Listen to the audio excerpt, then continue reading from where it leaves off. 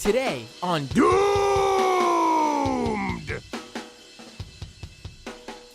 Happy New Year, everybody. I don't know why there was a pause between Happy New Year and everybody, but I paused. Way too long. Uncomfortably long. Well, it's 2024, all right? Which means a whole new year, a whole new beginning, I guess, if you're one of those people who like to start fresh in January as if everything that, just happened 48 hours ago is in some distant past. But whatever you are. I'm not a big New Year guy. Not a big, let's look back at the year. Not a big a fan of that. But I don't know why I'm going on this rant. But yeah, we already got calls. This is a call-in show. This is the first show of the new year. Before I take calls, wait, I'll take your call in just 1 second. In fact, I'll take your call now. Just wait on the line, okay? Just wait on the line for a second, and then I'll bring you up. Hold on 1 second, all right? Let me, yeah, I can hear you. Just let me do a quick intro, and then I'll start talking to you. Give me 1 second.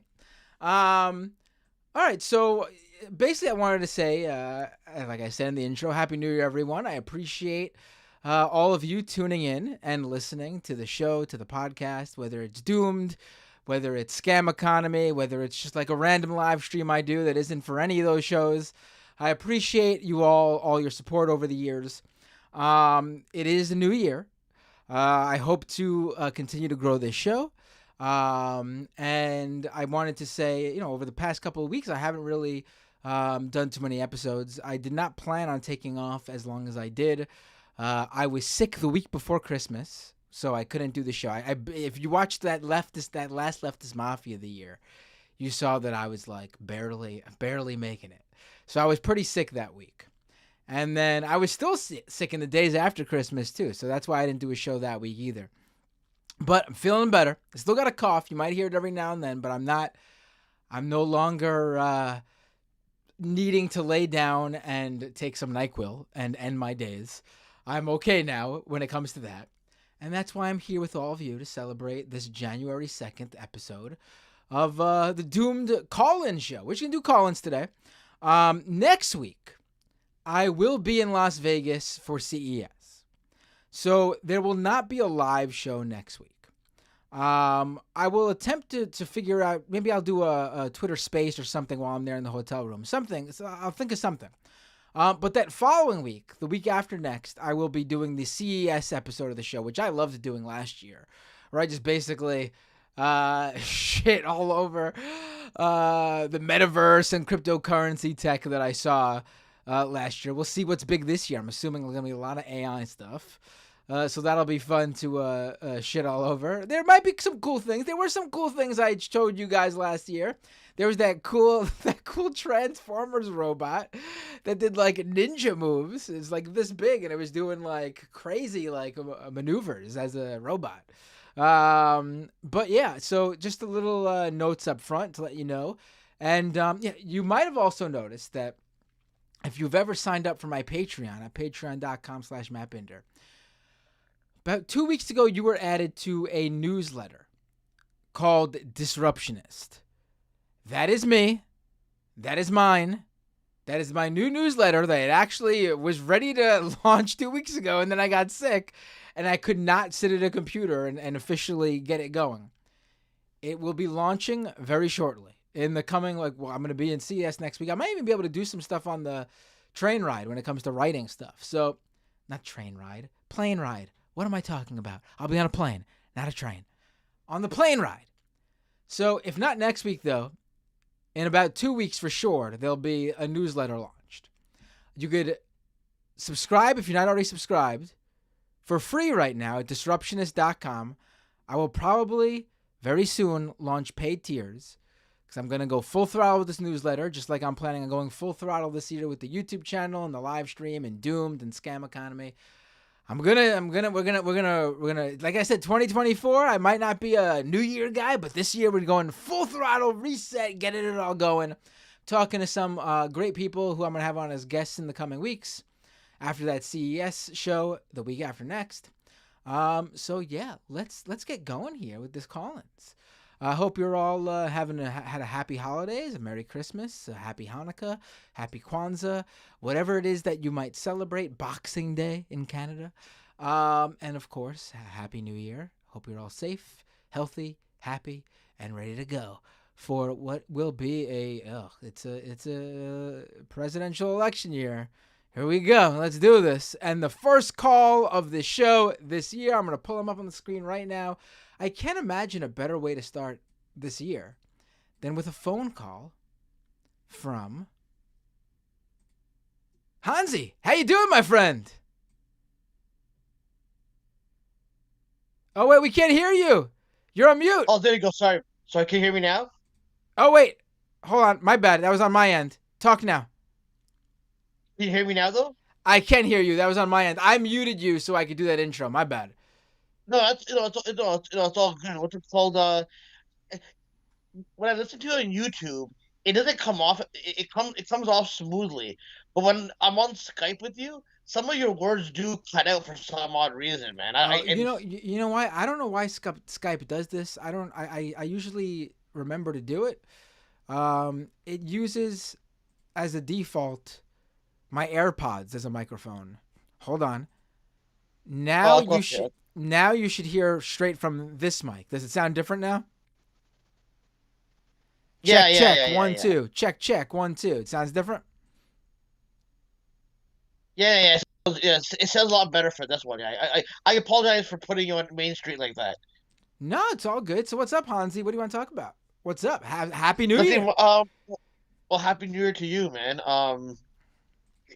What's it called? Can I just get a wild prediction out of the way? Let's do it. What's this wild prediction? MJF is going to WWE, and I don't think he re-signed with AEW.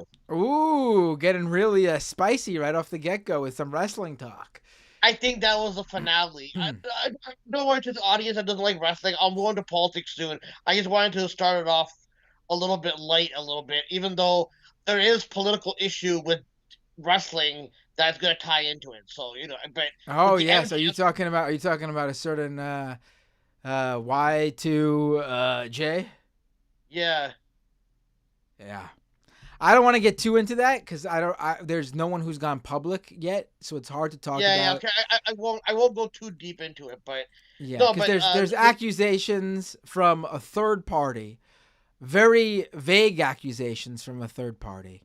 No one who would be directly affected has gone public yet, so there's not much to talk about when it comes to Jericho. But let's talk. Let's talk. What do you want to talk about? okay, well, no, okay, well, I was gonna say that like here's the thing, man. The reason again, this is not getting to specifics, whatever. But this is a general thing about all industries, and listen, I understand you're not the conspiratorial type. I understand that, but I don't try to go right wing with my conspiratorial talk. So whenever like these situations happen, it's like, yeah, I know it happens in regular work environments, and I understand that completely. Like it happens every single day and all that. But when I feel it happens in the political and entertainment industry, it feels like fraternity like ritual type stuff goes down, and then not only does it go down, but then you have to gimmick it up to basically make it a sports entertainer type of deal with my personal opinion. Like I was looking at the overall pattern of how this is all previewed out. Like it starts out with vague rumors that I believe that they planned on because everything's part of the entertainment dollar. Wait, so And you're then saying that Jericho, there's nothing going on? Is that what you're saying? no, no, no, no. There's something going on, but what makes it harder, like this is why I'm saying when it comes to showbiz stuff, they make it relatable to a mom and pop nine to five shop. It isn't like that. These industries do not operate, in my personal Oh, opinion, like that. So what I'm saying is, it makes it worse for whoever the accuser is because they make it seem like, oh, why is she being vague about it? Maybe because that's the only thing she can do right now before they make it. So what I'm saying is these women would probably want to come out sooner about it, but because it's not convenient to the billionaires to bring it, because again, getting rid of Jericho, what's that going to do? You still got Ric Flair. you still got other problematic people. I'm just trying to say that when these things are presented, and it also goes for the trajectory of the entertainment world as well. Like I'm saying these things are being used to manufacture more consent, where like you'll have your Amber Heard situations. So now you'll sports entertain it by going, see, now when a woman accuses a man, it might be like Amber Heard. So I noticed that the right wing have amplified the Johnny Depp story, like he's some heroic creature and all this, whatever, and all that. But what I'm saying is, whenever you have these situations, and I'm paying close attention to the entertainment world with how it's presented. Like, I don't know if you are aware of DJ Academics. Are you aware of him? No. Okay, basically, he's like, are you familiar with DJ Vlad? DJ who? DJ Vlad. That sounds familiar. Was he like he's like an online. He's an online community, but there's people within hip hop community that think that he's kind of like a Fed, where like he brings people on to kind of get interviews and get as much as you can out of the guys, and then because they are eventually supposed to confess their stuff, the people sometimes in a way, it's like they then go after the people, whatever, right? And then people start going, well, you shouldn't go on there and talk about your business, but I feel like that's kind of orchestrated, right? So the reason why I brought up academics is because he's another guy that's paid on Peter Thiel's Rumble. So now, and he's been, affiliated with the Trump ilk as well. So that's why it's not like it's some random thing, whatever. This guy is specifically on Rumble, and people within hip hop have never have not liked this guy because he's like very fed. Like it feels Wasn't like he he doing like was I think that name sounds familiar to me because wasn't his like didn't he go viral with um Megan like Thee he was Stallion. like TMZ style stuff, right? Like, Like well, yeah, no, clips of like celebrities, like rare clips of like from nightclubs. No, am I thinking of someone else? somebody else, but he's somebody that does cover, like for example, like a lot of rappers who are living in like some of these rappers that are living like like a very hardcore life. He puts more. People think that he's helping feds kind of like put more people on target. Many people in the rap community have called him out, but like right now, even he's going through a rape situation, and it's like if that video clip of him in his room and the woman screaming in the background, like it's being promoted, right?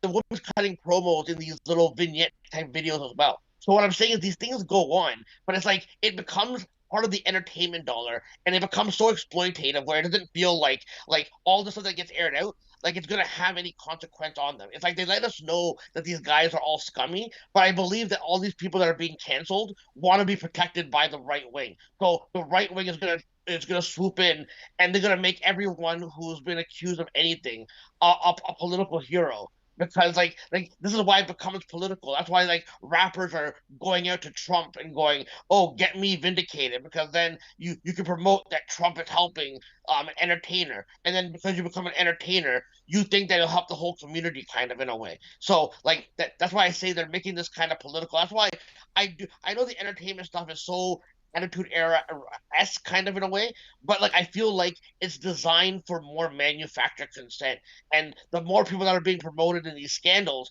nothing's gonna happen to them. They're just gonna be people that exist, and we're gonna know they're healed. Like it's like mask off for all these people, because I feel like a lot of these people are protected by the far right wing that wants to take over the world, basically. If that makes sense. Yeah, I mean, I see what you're saying. Yeah, I mean, there's Like certainly. like I mean, I don't think all of that is conspiratorial. I know you always think you go into some sort of. You're not Alex Jones, that's for sure. here's the thing, man. As somebody that's listened to Alex Jones since like maybe 2010 or so, when he seemed more reasonable, when he had like guys like Patrice O'Neill on his show, or he was being embraced Alex by Jones some had of the Patrice O'Neill on the show. well, that's how I kind of found out that Patrice O'Neill, this is what I'm saying. In the early 2000s, he didn't seem as bad because he was going after Bush era Republicans and also Democrats, right? So it never, to me, when I was not knowing much about political, that's how Oh I wow, you're go. right. Look at that. I'm looking it up now. Holy shit, I didn't know that. Yeah, Patrice O'Neill was on Infowars. you know, Matt, the way that Alex Jones became mainstream in the culture was when Charlie Sheen went nuts. And because I do believe that in show business, people do go nuts, right? And I thought Alex Jones was an alternative media. I thought, oh wow, this is where Charlie Sheen is going. So this is an underground radio show that not a lot of people know about, and that's why I was always fooled by some of this stuff because on the internet it just seemed like oh the mainstream because the mainstream media pretends the internet doesn't matter, and I've now maintained that the internet's always been an underground facility for billionaire funded stuff, but they're making it seem like it was underground. So that must mean that anything that you read underground must mean it's 100% true. And there was true things that Alex was saying, but at the same time, I also noticed he would be hypocrite on some issues. He'd be doing the same things that he says that the other people are doing. So even if he says he's like anything that he says he's exposing, I believe personally that he's in on whatever he's exposing. Like he's part of the club, but he doesn't look like, oh, look at me, I'm exposing Epstein's Island, I'm exposing Bohemian Grove, and it's like I don't believe anything you fucking say in the sense that like I don't think you're a true genuine person. You know what I mean? If they wanted to kill this guy, he would have already been dead. He wouldn't have been somebody that's like allowed to exist. Like I understand that the thing is this is why I hate that they banned Alex Jones in the sense that now journalists can't go and look at the archives of stuff that he was saying because one of the things like one of the reasons why I started getting into the like in the 2010s about the false flag like and by the way when I say false flag I don't mean the shooting didn't happen. I mean that it can be orchestrated. So one of the things that he said in 2011 before I started becoming super mainstream to get focused on it was that he's going to say in the next couple of years you're going to notice that there's going to be a lot of mainstream lone shooters happening, and they're going to say it's because of racial issues and all this. And he says, be prepared for that. And then I started noticing around 2011 the guy from Norway, and then the James Holmes situation, right? I know shootings happen every single second of the day, whatever. There's so many fucking guns there. So I believe that so now I believe that he was catering to an underground type of people to make you think that they're gonna go after guns. But the truth is, whenever these mass shootings happen, the gun sales increase. So to me, it's like there's more fear mongering and making us think that we're like in on some like big fucking secret, whatever. But in 2011, he made that prediction, and that's why when I started noticing him become more promoted, I started thinking, oh my god, there is an agenda. They're gonna take away people's guns and all that. Even though I never had a gun. I've never been a gun nut at all whatsoever. I wouldn't want a gun because I have mental issues. I wouldn't want access to anything. You know what I mean? But so I don't like guns at all whatsoever, in my personal opinion. I don't judge anyone for having a gun. It's not for me, you know. But what's it called? But that's how he used to go off about these conspiracies, which is why a lot of people fell for it. But it's a shame because you can't see these archives anywhere because it would give you a good knowledge of what he was promoting when he was semi-normal a little bit to make people think, you know what I mean? So like that's why I don't knock all his conspiracies, but I just No, because believe like early, no, you are right that early on he wasn't the same. Like he obviously, like I've always said that, and I've pointed this out myself before. Like there's a difference between like what you'd think of conspiracy theorists back in like the 90s and early 2000s, maybe even like the early 2010s. It's like, aliens and, ancient civilization mysteries and things like that. Bigfoot. And like, I don't think those conspiracies are necessarily harmful. I mean, Alex Jones was on the alien beat. That was like, if you look up his early stuff, like I think he was talking to Patrice O'Neill in that video about aliens. But the thing is, like, that could set you off down a path that Alex Jones went on if you try to take that same mindset, that same, mind frame down the road into politics. And then you're just, missing the forest for the trees and trying to see corruption. You see corruption, and instead of seeing the very obvious reasons and people behind that corruption, you try to come up with some sort of over the top, insane theory that continues you down that road of lunacy, really. Yeah, I don't know. Even when Alex Jones was on the Howard Stern show, I called in, right? And even though like he was semi-normal, I even questioned him at that Oh, you time, had a like chat with Alex Jones.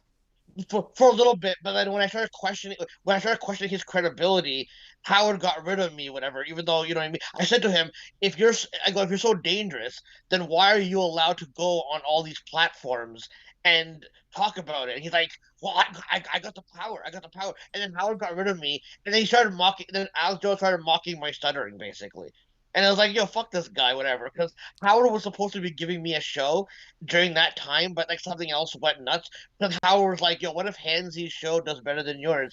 And I was like, well, I wish him well. And then to bury me, he's like, you know who I like though? The other guy that talks to aliens. So some other whack packer you trying to put over while he's like kind of buried me because I called him out for like, why are you allowed to function if you're so like dangerous to society and all that kind of shit? You know what I mean? So it's weird, man. You know, like one minute I'm talking to Alex Jones, and next minute I'm having phone sex with Whitney Cummings on air, basically. You know what I mean? I've had a weird, like, Stern Show like career over there.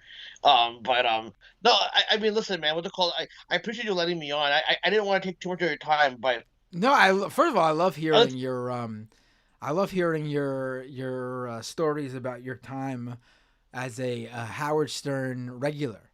That's always some of my favorite well, calls well, from you.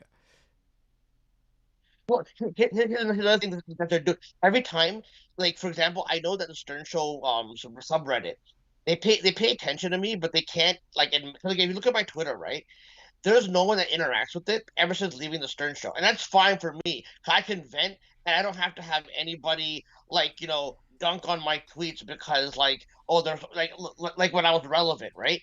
So now whenever they mention me on the Stern Show subreddit, and they have this other one called Systemically Handsy 83, where my trolls are like putting out threats about wanting to like do something to me or talking about poisoning my What? food. What? Why Like would? Why? and then What's going on over there? What? and, Who and, would? and then when I make it, I have a thread documenting all this harassment since 2019, right? And so they always try to implement stuff. But on the Stern Show celebrated today, to basically align me with the right wing, they go, Hansi was right about Jimmy Kimmel and Howard Stern being in a cabal that wanted to push vaccine mandates.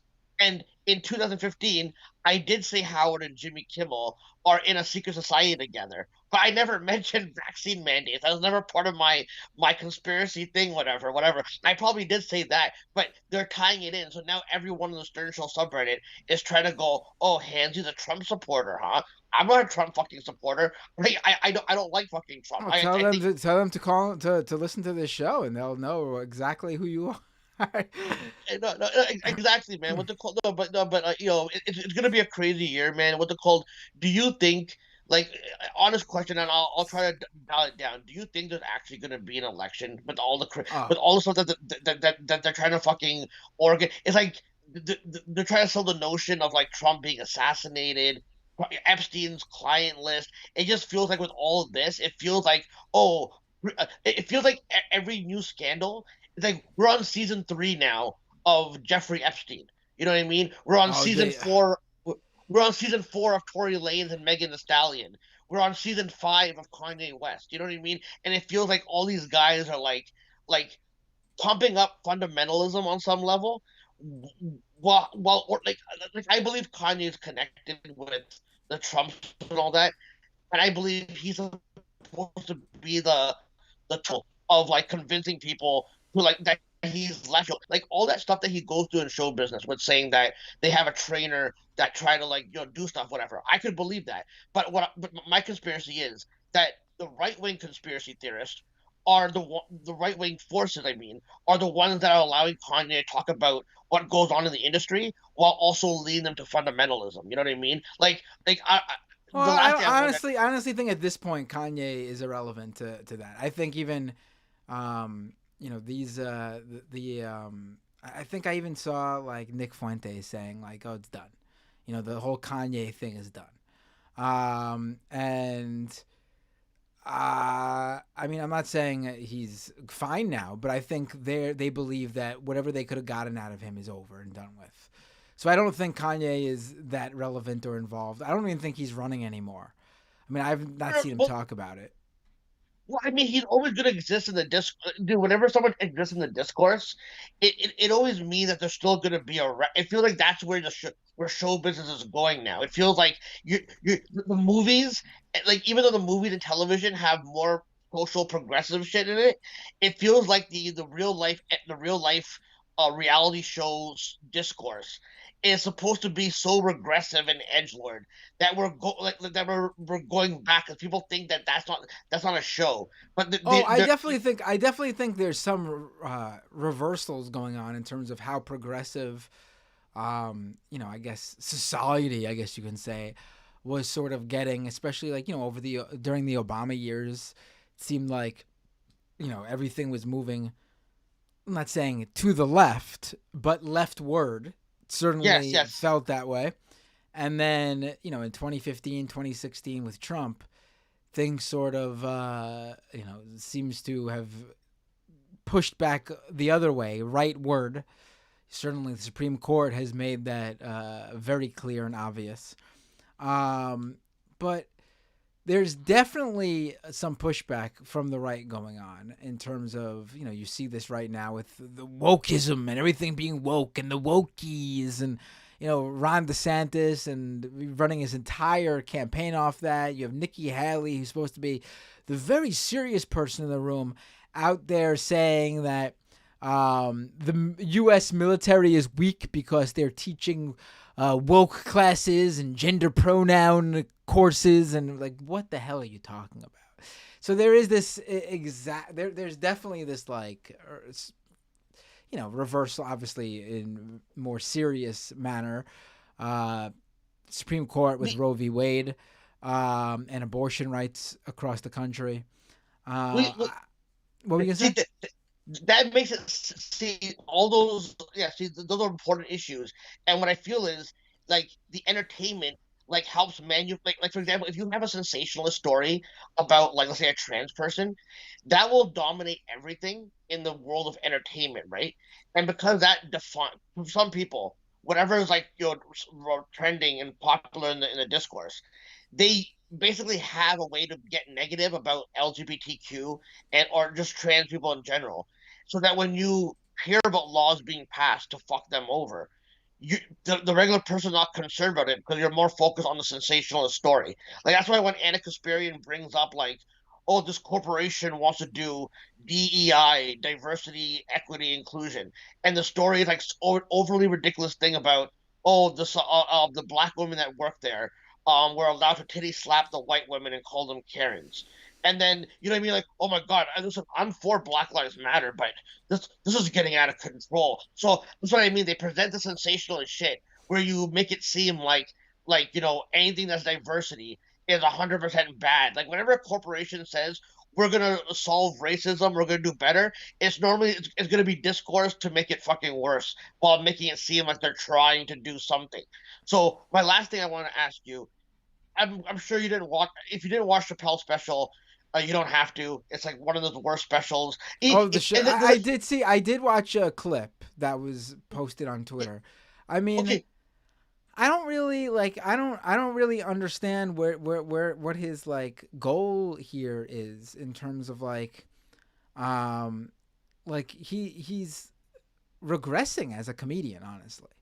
yeah, no, Like it's and it's sort of it's sort of sad that someone who is held up as so funny and such a great comedian, and he was like really strong in his own sort of feelings as what kind of comedian he was going to be. And for example, he ended the Chappelle show and basically disappeared for years because he was unhappy with how certain sections of his viewers were like quoting his material when like he felt it wasn't like something for them to do. Namely, like you had a bunch of like white jockey type, college kids going around going like, I'm Rick James, bitch. And it really bothered him that was going on.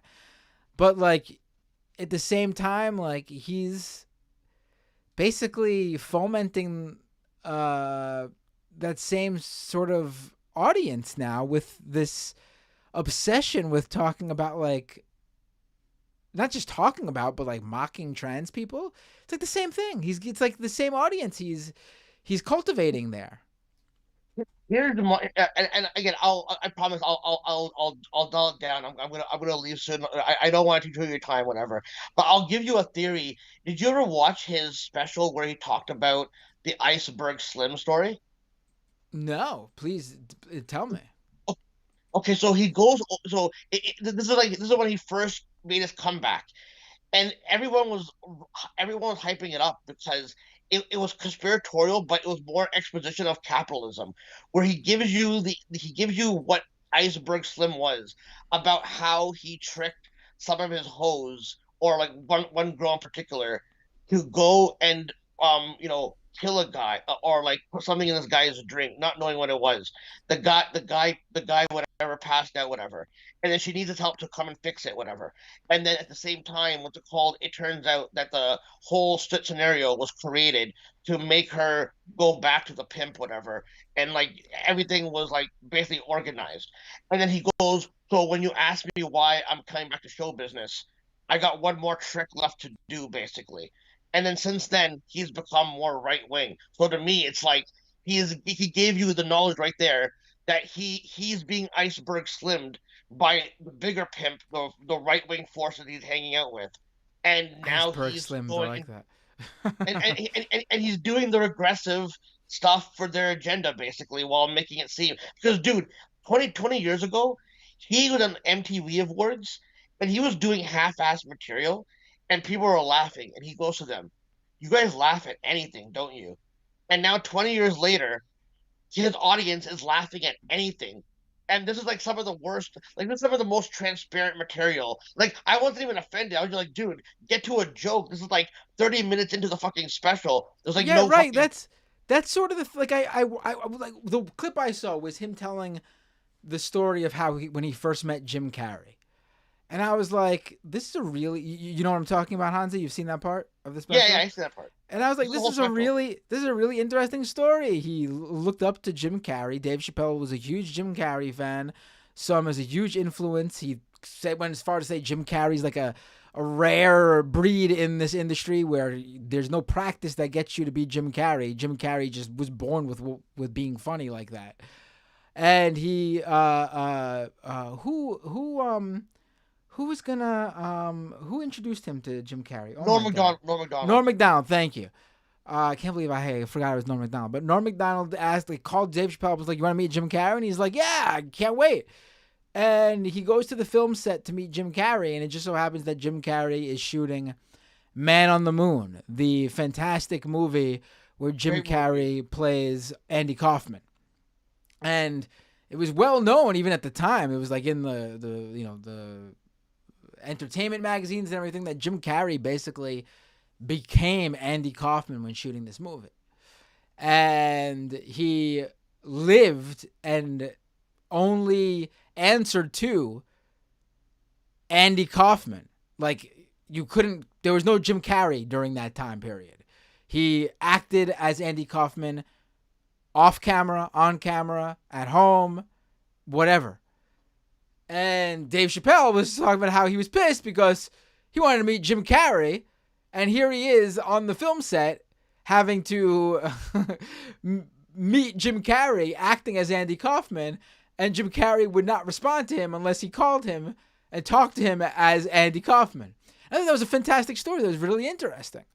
And then he ends it by comparing it to trans people, and that whole buildup is to make a joke at trans people's expense. And honestly, it was sort of a letdown. Not even because oh, I don't like you making fun of trans people. No, it's because you had this whole great story that was funny in its own right, and then your punchline is just a completely off topic, punching down at a group of people who have nothing to do with this joke whatsoever. Like it Did you, was very bizarre. Like listen, if he had some hilarious trans joke that built up and was fantastic and was hilarious, even as if he would have done his job, people might have still been offended, but he would have done his job as a comedian if it got the laughs. This to me just wasn't that. In the special, you heard people cheering and clapping, but that's not the point of a comedian. A comedian's not supposed. If you hear someone clapping at one of your points and not laughing, just like clapping at one of your comedy shows, they're just like agreeing with the point you made. You're just like exactly. proselytizing. Like you're a preacher. Like your job is to make them laugh, and if they're not laughing, they didn't find it funny. They're just agreeing with what you said, and then you have to look at yourself and look at this weird, bizarre audience you cultivated that just agrees with you being nasty to people. They don't even find it funny. And there's the special. Did you see any of his disability jokes? Because then he goes, okay, you know what? I'm not going to target trans people this time. I'm going to target disability jokes. And he's just doing the most hacky jokes about disability and all that. And then he just kept going, I'm punching down. I'm punching down. It's like, dude, so I'm not going to waste my time watching his specials. Because honestly, bro, listen, even if Chappelle says something ignorant, I can always see that there's something funny about because it's more than just what he goes viral for, right? This one just felt like it was completely designed just to go viral online and just get market out Like market outraging that I'm like getting bored by. like You the know what I mean? weirdest thing to me is like this whole idea that it's edgy to do this. It's not edgy. Like half like all the right wing comedians are just knocking trans people left and right. Whether it's actually funny, which if it's a right winger doing it, it's not. But listen, I've even heard some. I just can't think of any of the top of my head. I'm sure I've heard a non political, non preaching comedian make a joke about anyone. I'm sure I've heard jokes about, like you said, disabled people, trans people. I'm sure I've heard jokes and thought to myself, okay, but that was pretty funny. If you're a comedian and it's a funny joke, it's a funny joke. But there gets to be a point where you're just like not even trying to be funny and make a really funny joke. You're just knocking people and being a dick. And then there's this whole idea that you're being like edgy or contrarian or like you're like against the man or whatever. Like there's a whole that the richest man in the world bought Twitter, so people could make jokes about trans people. That was the whole Babylon Bee being banned was over a trans joke, and Elon Musk bought Twitter, so Babylon Bee and everyone else could dead name trans people and make jokes about trans people and knock trans people all they'd like. I mean, there's a point where you're no longer edgy when the richest man in the world bought an entire social media platform for $44 billion for you to do that. I mean, it's just bizarre. Like it's just like again, if you come across a hilarious joke, something super funny, even if it's punching down at a marginalized group, I'll still say like, okay, it was pretty funny. But this is not that. Yeah, this is just horrible. And also, so anyways, before I go, can I just get your thoughts? What are some of your predictions for 2024? I'll take your comments off the air. I've been on long enough. I know people want to call in. Matt, thank you for letting me open the show with the first 30 minutes and all that, man. I appreciate Oh, you. no, it's a lot of fun. I You love can, when you call in. yeah, what the call? It's been a rough holiday, man, mentally and all that. So when I heard you're coming How's on, your talking about stand up? How's your stand up doing? it's I'm with the people that I'm doing it with, like the late night show that I do on Thursday. People are actually liking me. I'm networking. You know that that Sammy Obeid guy, who went viral, the Palestinian comedian. Oh yeah. I think I know who you're talking about. Yeah, so I messaged him to tell him that because of his stand up that I've been watching recently because of his Palestine stuff and how to be political and funny basically. I gave him credit for like helping motivate me to get back out there again as a Muslim comedian. And he actually replied to me and he gave me like encouragement to go and keep doing it. So I felt really good See, that there you go, man. See, I told you. you know what it is, but Matt, you know what it is that every Muslim, right? and when I thought I was going to be a comedian 20 years ago, I had the most basic bombing, like Muslim bombing joke. Like if I bomb guys, it'll be the first time you see a Muslim bomb and no one gets hurt, right? Now, there's like 80 million Muslim comics, and they all have a better version of that. And like as a society, I'm glad there's more Muslim comedians. But on a selfish level, I fucking hate it because I'm not special anymore because I'm a, you know what I mean? There's 80 million Muslims. I go to the comedy bar on in Toronto on Thursdays, and there's like 30, 40 brown comedians, and I don't feel special in that. But no, but I'm also glad that there's more diversity in Toronto, basically. You know what I mean? So I'm glad that like I've been meeting other Muslim comics and all that kind of stuff. So thank you for also being a help because I've gotten comfortable with your audience and you to like really help me, especially post wrestling as well. So I owe you guys like a lot of gratitude for helping me find motivation again and stuff. So I appreciate you, man. No, no problem. I'm just glad to hear that you're going at it and you're doing what you should be doing, and instead of calling into the show and telling me how horrible things are, I'm glad you do that. I'm glad you call into the show, but instead of focusing on all the bad, I'm glad you're doing the stand up stuff and showing people that you're proving to yourself. I think actually that you got it, man. You got it. You just got to keep at it. Thank you, brother, and happy New Year. And I'll be sure to call in more as you do the show. And I apologize. Oh, you froze. Oh, we just lost Hansi just as he was about to apologize to me. Damn, you have to apologize to me next time, Hansi. All right, folks, let's go to the next call. Because that call was so long, we got no one waiting in the wings. Remember, you can call into the show by opening up Skype and searching Doomed Live. Doomed Live, one word. All right, let's take this call.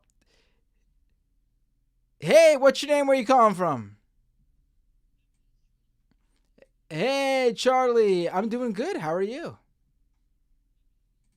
Happy New Year. Oh, wait, hold on. I'm sorry. Hold on. Pretend you just came back on. I had you muted by accident. Oh, you Who can is put me on the this? screen too if you want. Oh, this You're is on the Charlie screen, from yeah. Washington. Yeah. Hey, Charlie from Washington. How are you? Happy New Year. Yeah, happy surviving one more year. This next one's going to be bumpy because election cycles usually are, but But you know what? You never election years are also the years that dreams are made. I don't know. Who knows? I don't know. I bet Yeah. this seems to happen every election year. There's gonna be a new big streamer on the block at the end of the year. Will it be me? Who knows? Can I take a moment and talk? Oh, wait, before I get into that, you remember that Doomed Live thing that Ann made you? You should put that back I up. should. You're right. Where is that? Especially for a call-in show. Somebody was asking in there earlier, and I can't remember if it's Doomed Live _1 or Doomed _Live 1. I can never remember. I gotta clean up the mess that is the library of overlays. See, my mess is my desktop. I just put everything important in there until it's too cluttered, and then I make a new folder again. Yeah, I'm gonna have to figure. But what do you want to talk about? Well, I'll look for it while you. What's up? Man, Nikki Haley's Civil War tape was a spectacular disaster to behold, wasn't it? Yes. Crash and like she couldn't even get out the lost cause bullshit answer. She couldn't even roll that out there. She just froze like a deer in the headlights, and it is bullshit. The Civil War kind of stuff is a little bit of a sore spot for me because when I was like partially homeschooled, because some of the classes I wasn't doing very well in, I had to do like a whole thick ass book unit on the Civil War, and I was sick of it by the end of that fucking book, that whole unit. But even if you're gonna go with a states' rights argument, like Lincoln was, he didn't get rid of the Fugitive Slave Act till like the end of the war. He was willing to compromise by saying, okay, you guys can keep slavery, but like new states get to decide whether or not they're free or slave states, and they still fired first. So fuck your state's rights. They just wanted to own people. Yeah. Yeah, I mean, yeah. That big government kind of telling me what we can and can't do. Like, state governments are We still should we should governments. we should we should State probably watch that Nikki Haley thing. Let me here keep talking. I'm gonna look for it. Yeah, like genuinely, it was so bad. Like you couldn't even give the typical answer, but it's not really like it matters because if any one of the GOP get into office, they have a plan that they're going to do, and it's not a good one. And that's mostly what's stressing me out about the next year is because like just last paycheck I went to go re-up my testosterone blockers, and there was like a kink in the system to where like they didn't fill it out immediately. So I was stressed over the possibility of losing that. And then, if my body starts making more testosterone, it's going to convert some of the estrogen into it or something like that, and I'm just freaking out the whole time. And I'm like, and Republicans, if they get in, what do I do if they ban that nationally and I just can't get it? Like, yeah, so it's not going to be a very fun or pleasant year for me specifically, just because elections are going to be that fucking stressful. I hear you. No, it's like it's gonna be and the really depressing and disappointing thing is like you all, if regular listeners, know my opinion on where I stood with whether I agreed with Joe Biden and how he was doing prior to October 2023 is besides the point. I felt very strongly that he was on the path to re-election prior to October 2023. That is no longer the case. I do not think he will be re-elected at this point in time, honestly. Again, we're 11 months out. Anything can happen. Things can change. I do think it'll get closer, and as we get closer, at the very least, if I don't switch my opinion, I will be unable to tell you who I think is going to win, maybe. But as of right now, if everything remains the same, I do think Trump can win. Any GOP and the reason is mainly because of Israel-Palestine. Biden's position on Israel and Palestine. And I'm not saying that everyone is voting based on that. I'm saying the coalition that Biden needs to win, that caused him to win in 2020 in certain swing states, has deteriorated because of his position on that. Yeah. And Biden can still get very many votes from people who do not care what his position on that is. But the votes from the clusters of people that matter in those swing states are not voting for him because of that position of his on Israel and Palestine. And that will cause him to lose. Yeah, the votes that we need to push his stupid ass over the fucking finish line. Yeah, but and I don't blame anybody for that. Like, he thumbs up the genocide. I've brought up before. Like this isn't the same thing as like poo-pooing on college-aged Bernie supporters saying they won't vote for Hillary Clinton or Joe Biden because they're not getting Medicare for all.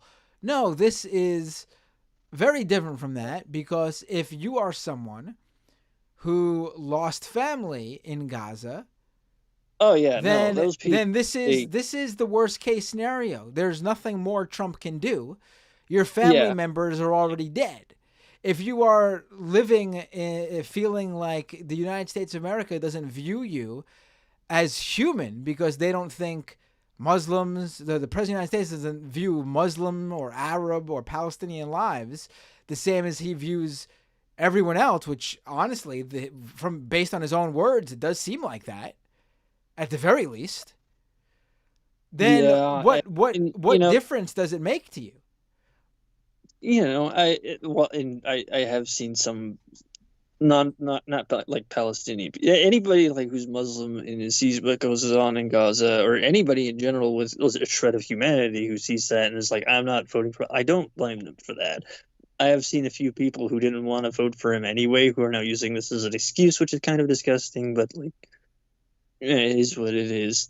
But I do feel like really guilty because like they're going through this and it's going to cost him an election, and I'm worried about him losing the election as well as them But dying. here's But the like, here's I the got that thing. axe over my head, Right. I They mean, gotta I know for someone in your position, obviously, it's much harder in terms of, you're someone who's part of a group that will hurt under a Trump administration, and that's why I am going to tell people, like I always do, I can't force. I'm not gonna lecture people and knock people down, but I do think if you live in a swing state, at the very least, you should vote for the Democratic candidate against someone like a Trump or Ron DeSantis or Nikki Haley. Um, Simply because the Supreme Court, if I do think Clarence Thomas is waiting for for a Republican president to step down, and the last thing we want is another young conservative justice on the Supreme Court. I mean, look at women's rights right now in like Texas and shit. That's not going to be. Right. I'd like to like briefly plug Olayemi's work because I watched some of her last video that she put out, and she was talking about like she did a really good job on it, but she was talking about like how bad the immigration thing stuff for her is, like under Democrats and stuff, how much worse it was for her under Trump. She did a really good video on it. She put a lot of work into it. I do recommend people go check that out for another perspective. Right. Like that's I unfortunately there's people have to.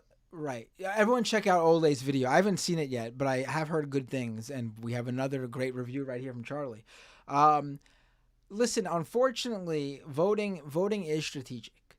I wish you could vote, for the perfect candidate based on, and I don't want to even say it like that because I think, idiots frame that as like, oh, I'm sorry you can't vote for your perfect candidate. No, I mean, I wish there was a candidate who was aligned with the interests of young people and marginalized groups in a way that they deserve a candidate.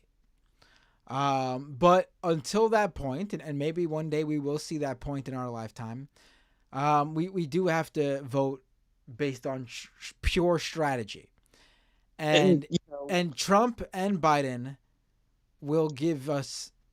I actually do think Trump will be even worse. This is it's like we're like splitting hairs here because Biden has already given Israel and Netanyahu free reign to do whatever. There are no red lines here. There's no line. And I think back to Trump's presidency when he launched 72 fucking cruise missiles at an empty airport. You think he wouldn't do that to Gaza too? Right. No, that's the thing. Like there will be some. Wants more is like Trump or the GOP. There will be some sort of difference, yes, and of course, domestically, there are huge differences. And so, if you hold them side by side, even if you view Trump and Biden as the same on what's happening in Gaza, you have to think about all the other policies and people affected down the line, and it becomes clear that one is better than the other on those. And then you have to make a decision. It's not even that I'm saying like Joe Biden is good or anything. People have damn good reasons to. I don't even like him that much. It's just literally my rights are anchored to the guy. But I will say, if your argument is I'm going to use my vote as a protest vote because I'm in a safe state, don't use that argument to justify using it as a protest vote. Because if you're saying that your vote really doesn't matter that much, so what good is it as a protest if your vote doesn't matter? You're not really doing this. It's not really the. I do think in this case it is going to be difficult. But I do think in this case though it is going to be difficult for people because I feel this way no, too. Even though I'm not gonna, even though like, I'm not gonna vote for, even in New York, I'm not gonna vote this way. But I do feel very strongly that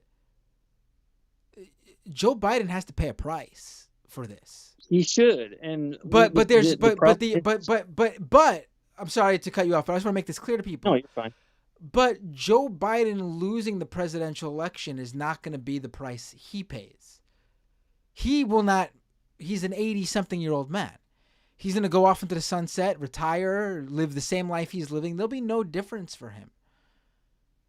The price he pays needs to be to his legacy.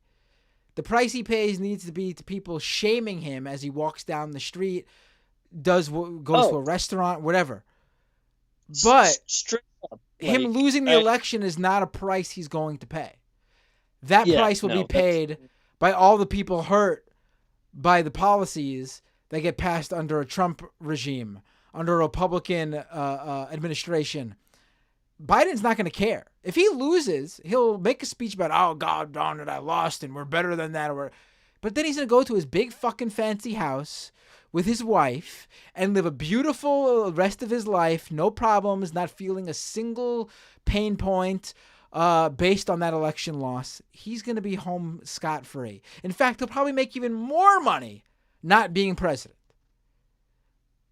So I do feel very strongly he needs to pay a price. But that price is not but he's not going to be paying the price by losing the election. Yeah, I mean, there's not really a whole lot we can do to punish him because, like you said, like the other guys are the crazy with the gun. So we kind of like a lot of us are gonna not have a good time or survive that. But like, you know, Hitler, he picked on the Jews because he knew that everybody was gonna just ignore it. And then all these years, like even when Israel was founded, like it's hard part because nobody would take in, even after liberating them from the death camps, nobody would take in Jewish refugees. And then people, you know, we're growing up and we're going through like the World War II unit in a history class, and there's all these questions like, how can it happen? When people in the future ask us, people my generation and down, how something like Gaza can happen, we're gonna tell them exactly how it happened. No mythology, no, we were kind of the good guys. No, we're gonna tell them exactly what happened. It was fucking murder, and our fucking president thumbs it up, and everything in between. Somewhat because, you know, it's political habit and they're strategic, but also because they don't really like brown people. Right. I mean, it's. I mean, you can tell that Joe Biden won't be hurt by losing the election. He's not going to be the one facing the consequences because he's not changed his support of Israel as it continues its bombardment in Gaza, killing thousands and thousands of innocent civilians, regardless of what the polls have said. Like, if he actually cared, if losing the election was going to hurt him in some way, then he would have made some sort of adjustment, even a slight adjustment, and even just rhetoric surrounding his position on Israel and Palestine, based on the polling showing he's hurting his presidential reelection chances based on his position on Israel and Gaza and Palestine. But he doesn't care. He doesn't care. So people have to understand that you're not hurting him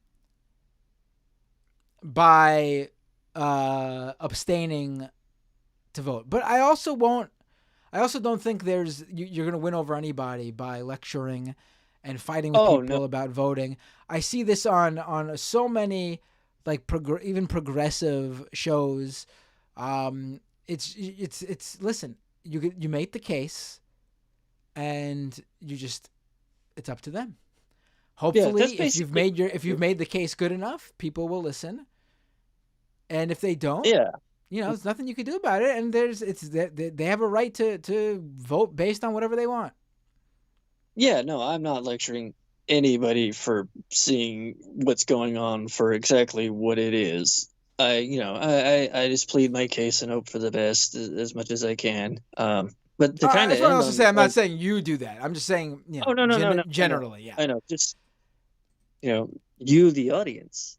But on a sort of lighter note, kind of a light question as we work our way out of here. Do you have any fun personal like New Year's goals that you thought of?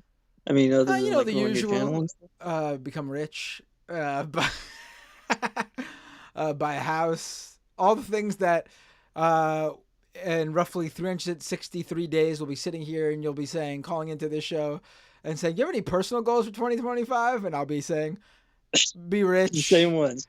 buy a house. Yeah. Buy a house is on my list if I can swim I at would. one. That probably, unless I hit the lotto, it's probably not happening. I'm considering trying to look into learning a little bit of Spanish so I could try and keep better track of what's going on in like South American politics, because not every country has like Spanish, but like I'm sure it'll probably help. It's hard to learn on your own though. Like I've tried to learn other language stuff, so give it a shot. What could it hurt? Also maybe smoke a little bit less. But 2024 is going to make that really fucking hard. I have like a foot pain and I'm kind of dependent on it for already. So that's I could whittle it down to something a little bit more in control and manageable. I think get a little healthier, or at least stop smoking it. Eating it is probably better for you than like putting it in your lungs. You know what I mean? But yeah. It's just thoughts that I had that I might try. We'll see how it goes. Yes, I mean, I think that's more doable than what I'm throwing out there. I need my own place. That's got to happen at some point. I have like ideas and stuff that I want to do for hobbies. Should I ever have the money to do them, which you almost never will. But those are things that you can work on. So. But I'll get off and let somebody else call in. Have a good night, bud. Take care, Charlie. Always a pleasure. Have a great night. Happy New Year. You too. All right. We got a few people tried to call in before. Let's see who's going to come in. Who's going to call in first? Let's see.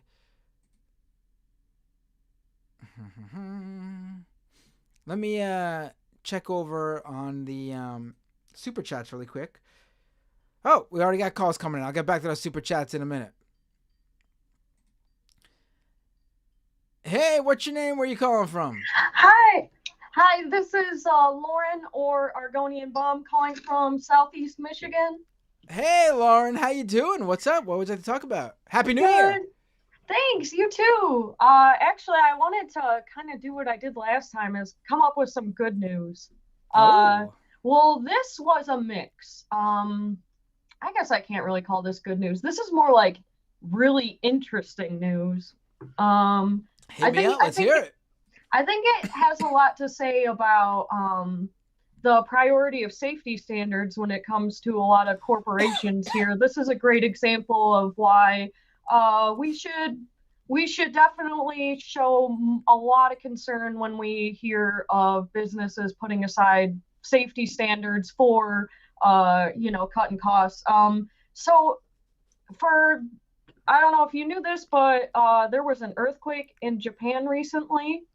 Yes, I saw the news with that. There was actually, not to go off topic here, but there was an earthquake, very small one, but there was an earthquake right here in Queens this morning at like 5 a.m. Really? In Astoria, Queens. There was like a 1.7 magnitude earthquake, but apparently I didn't feel it, but people woke up and heard like an explosion type sound, and people were like, what's going on? And it was an earthquake in Astoria, Queens. Very rare. There was one earthquake in 2010 on the East Coast that I recall we felt. I was in the office at the Majority Port, working at the Majority Port at the time, on the 11th floor in a building right around the corner from the New York Times building in Midtown Manhattan. And we're in there and we feel the building sway back and forth. And I was like, I looked up and I was like, am I getting dizzy? Is something wrong with me? But I noticed that the other producer there at the time was this guy named Evan. Sam was like out of the building. He was like getting lunch or something. And I noticed he looked up too, and he looked at me, and we both looked at each other like, we're not just dizzy, right? We feel that, right? And we were like, what do we do? Like in New York City, what do you do if there's an earthquake? Do you stay in the building or do you leave the building? But then if it's like a big enough earthquake, wouldn't you be scared that the buildings would just like fall over onto you? I don't know what you do. Luckily, it wasn't like the hugest earthquake. I don't think there was any. I think the biggest damage, I think people might recall this, the Washington Monument in D.C. had a huge crack at the top of it, and it was closed for like months, if not close to a year. Oh, after wow. that I earthquake. hadn't heard about that. This was like in 2010. I might be aging myself, being that I know this audience is roughly maybe 10 years younger than me. I was 20 then, so I Okay. think I'm about 10 years younger, probably 5 years younger than you. I don't know. 33. You were 7 years younger than me. Oh, 7. Okay. Yeah. Okay. If you're 30 now? Is that what you're saying? 33. Oh, okay. So you're just 5. No, you're around 5 years. Yeah. Okay. Yeah. Yeah. Oh, right. It is the year 2024, and I said 2010. Oh my God. That was 14 years ago. Time. I have no concept of time anymore. No, that's been happening to me a lot too. I don't like realizing something and then being like, oh, that came out yesterday. Oh, that came out 15 years ago. Never mind. Okay, carry on. It's like people drinking that were born after 9/11. Like, you know what I mean?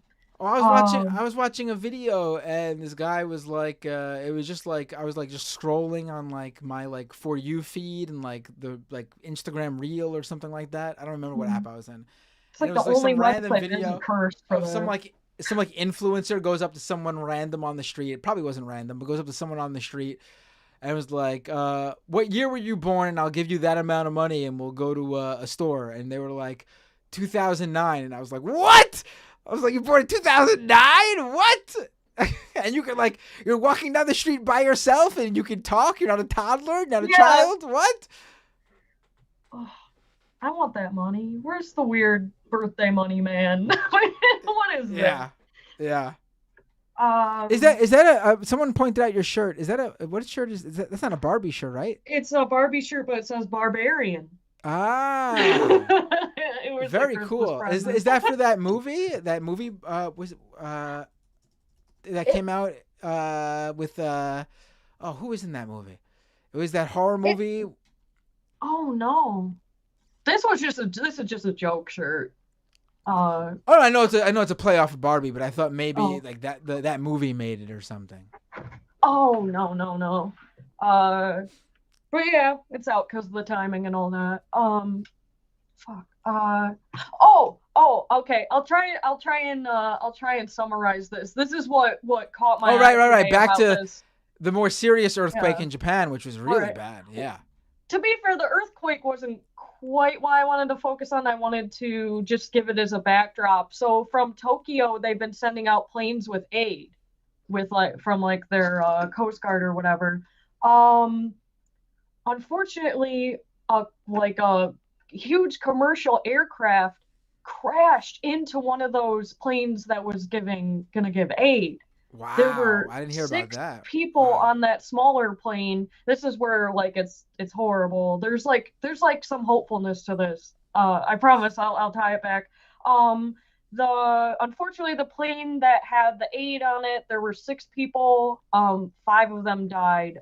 It was oddly enough it was the pilot that survived. The plane was just much smaller than the commercial airliner. The commercial airliner, let me look at this number again. Jeez. All 379 people, including the staff, got off the plane unharmed. All 379, because they followed safety procedures. The plane was in flames. Like, the entire fucking thing was in flames. And I feel like this right here is a good example of, I feel like, a lot of us may see situations like this and think it's impossible to get everyone out, impossible for everyone to survive, especially how cramped a lot of these things are. But what a difference things can make if people actually listen to safety protocols and take it into account.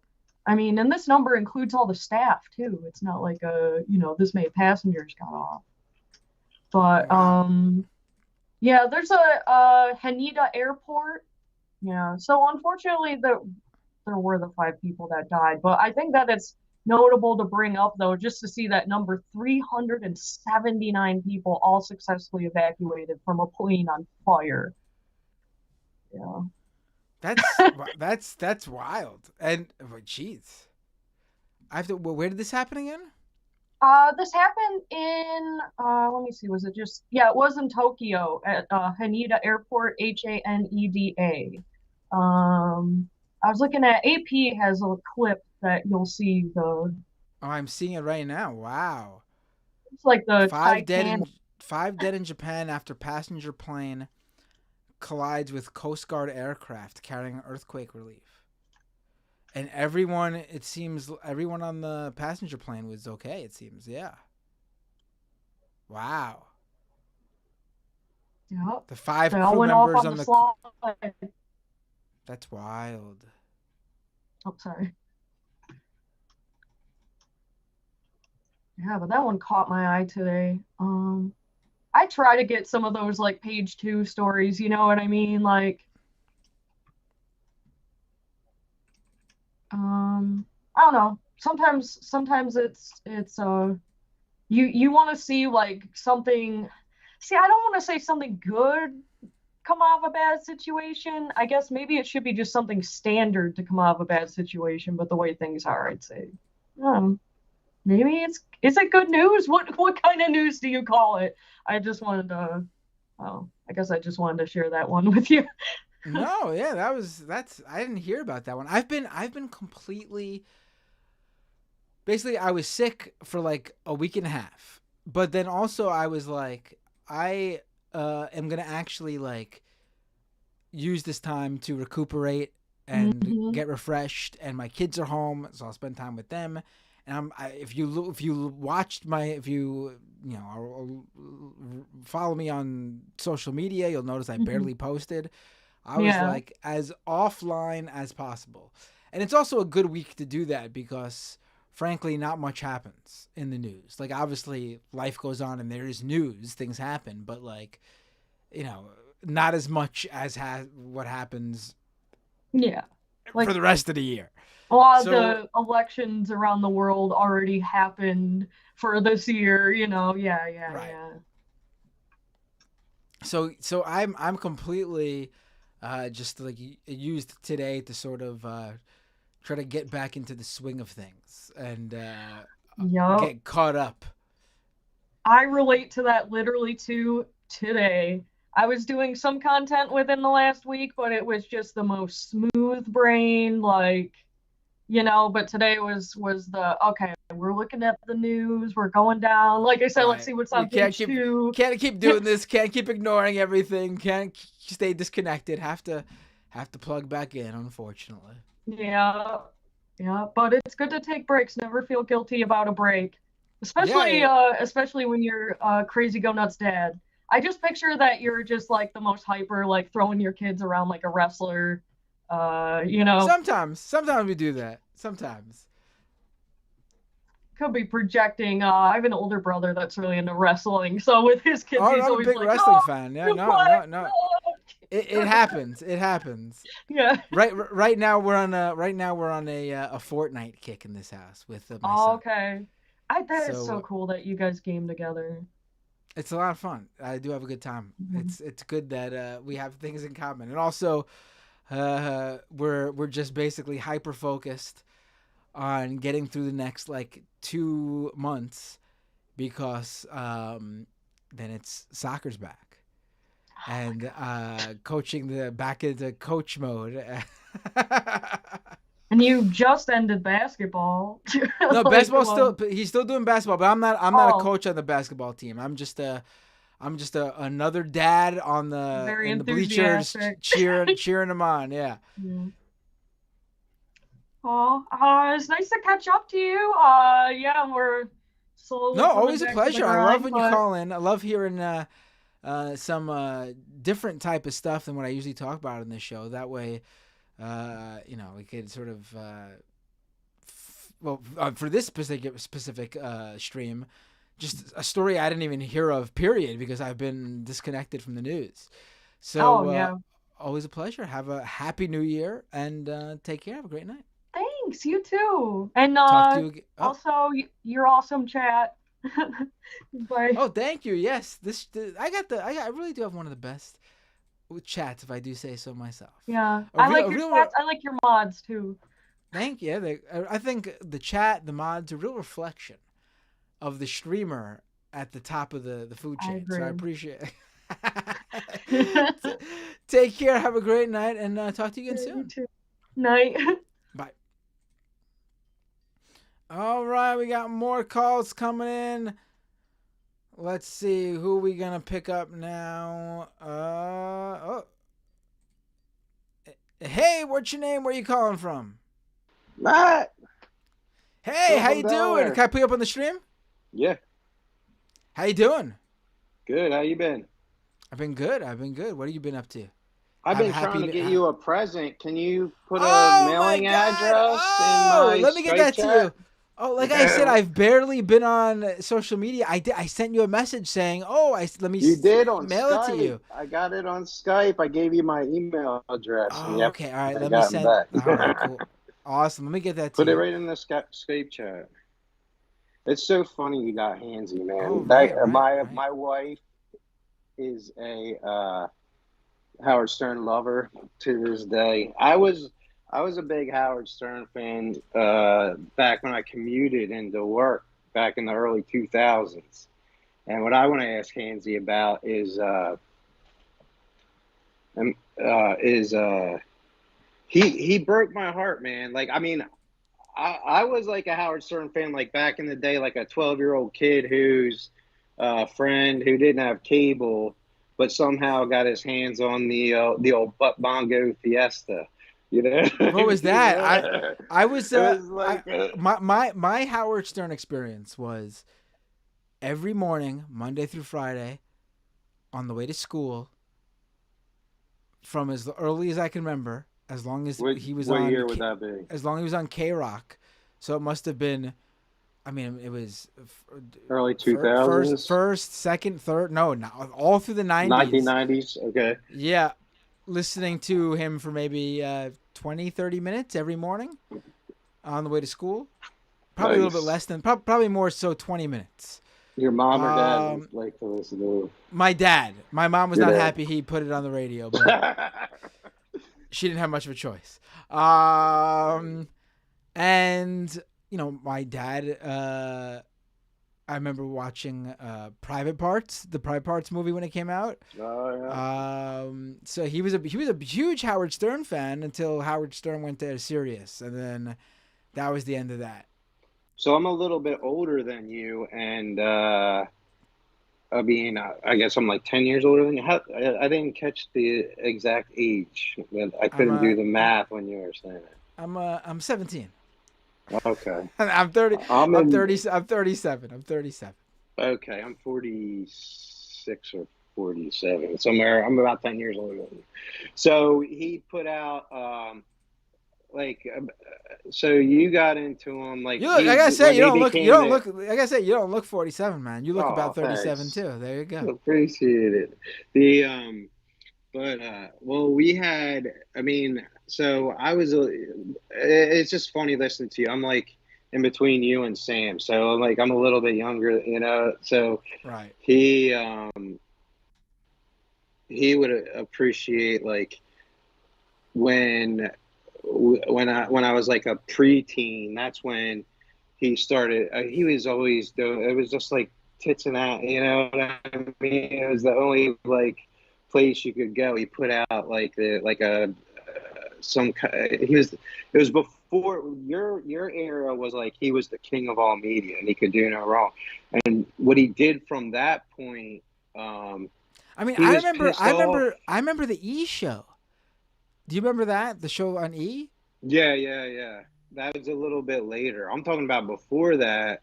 like he didn't have, there wasn't like, he didn't have much of a, man, maybe it was, maybe the Banga came out of that.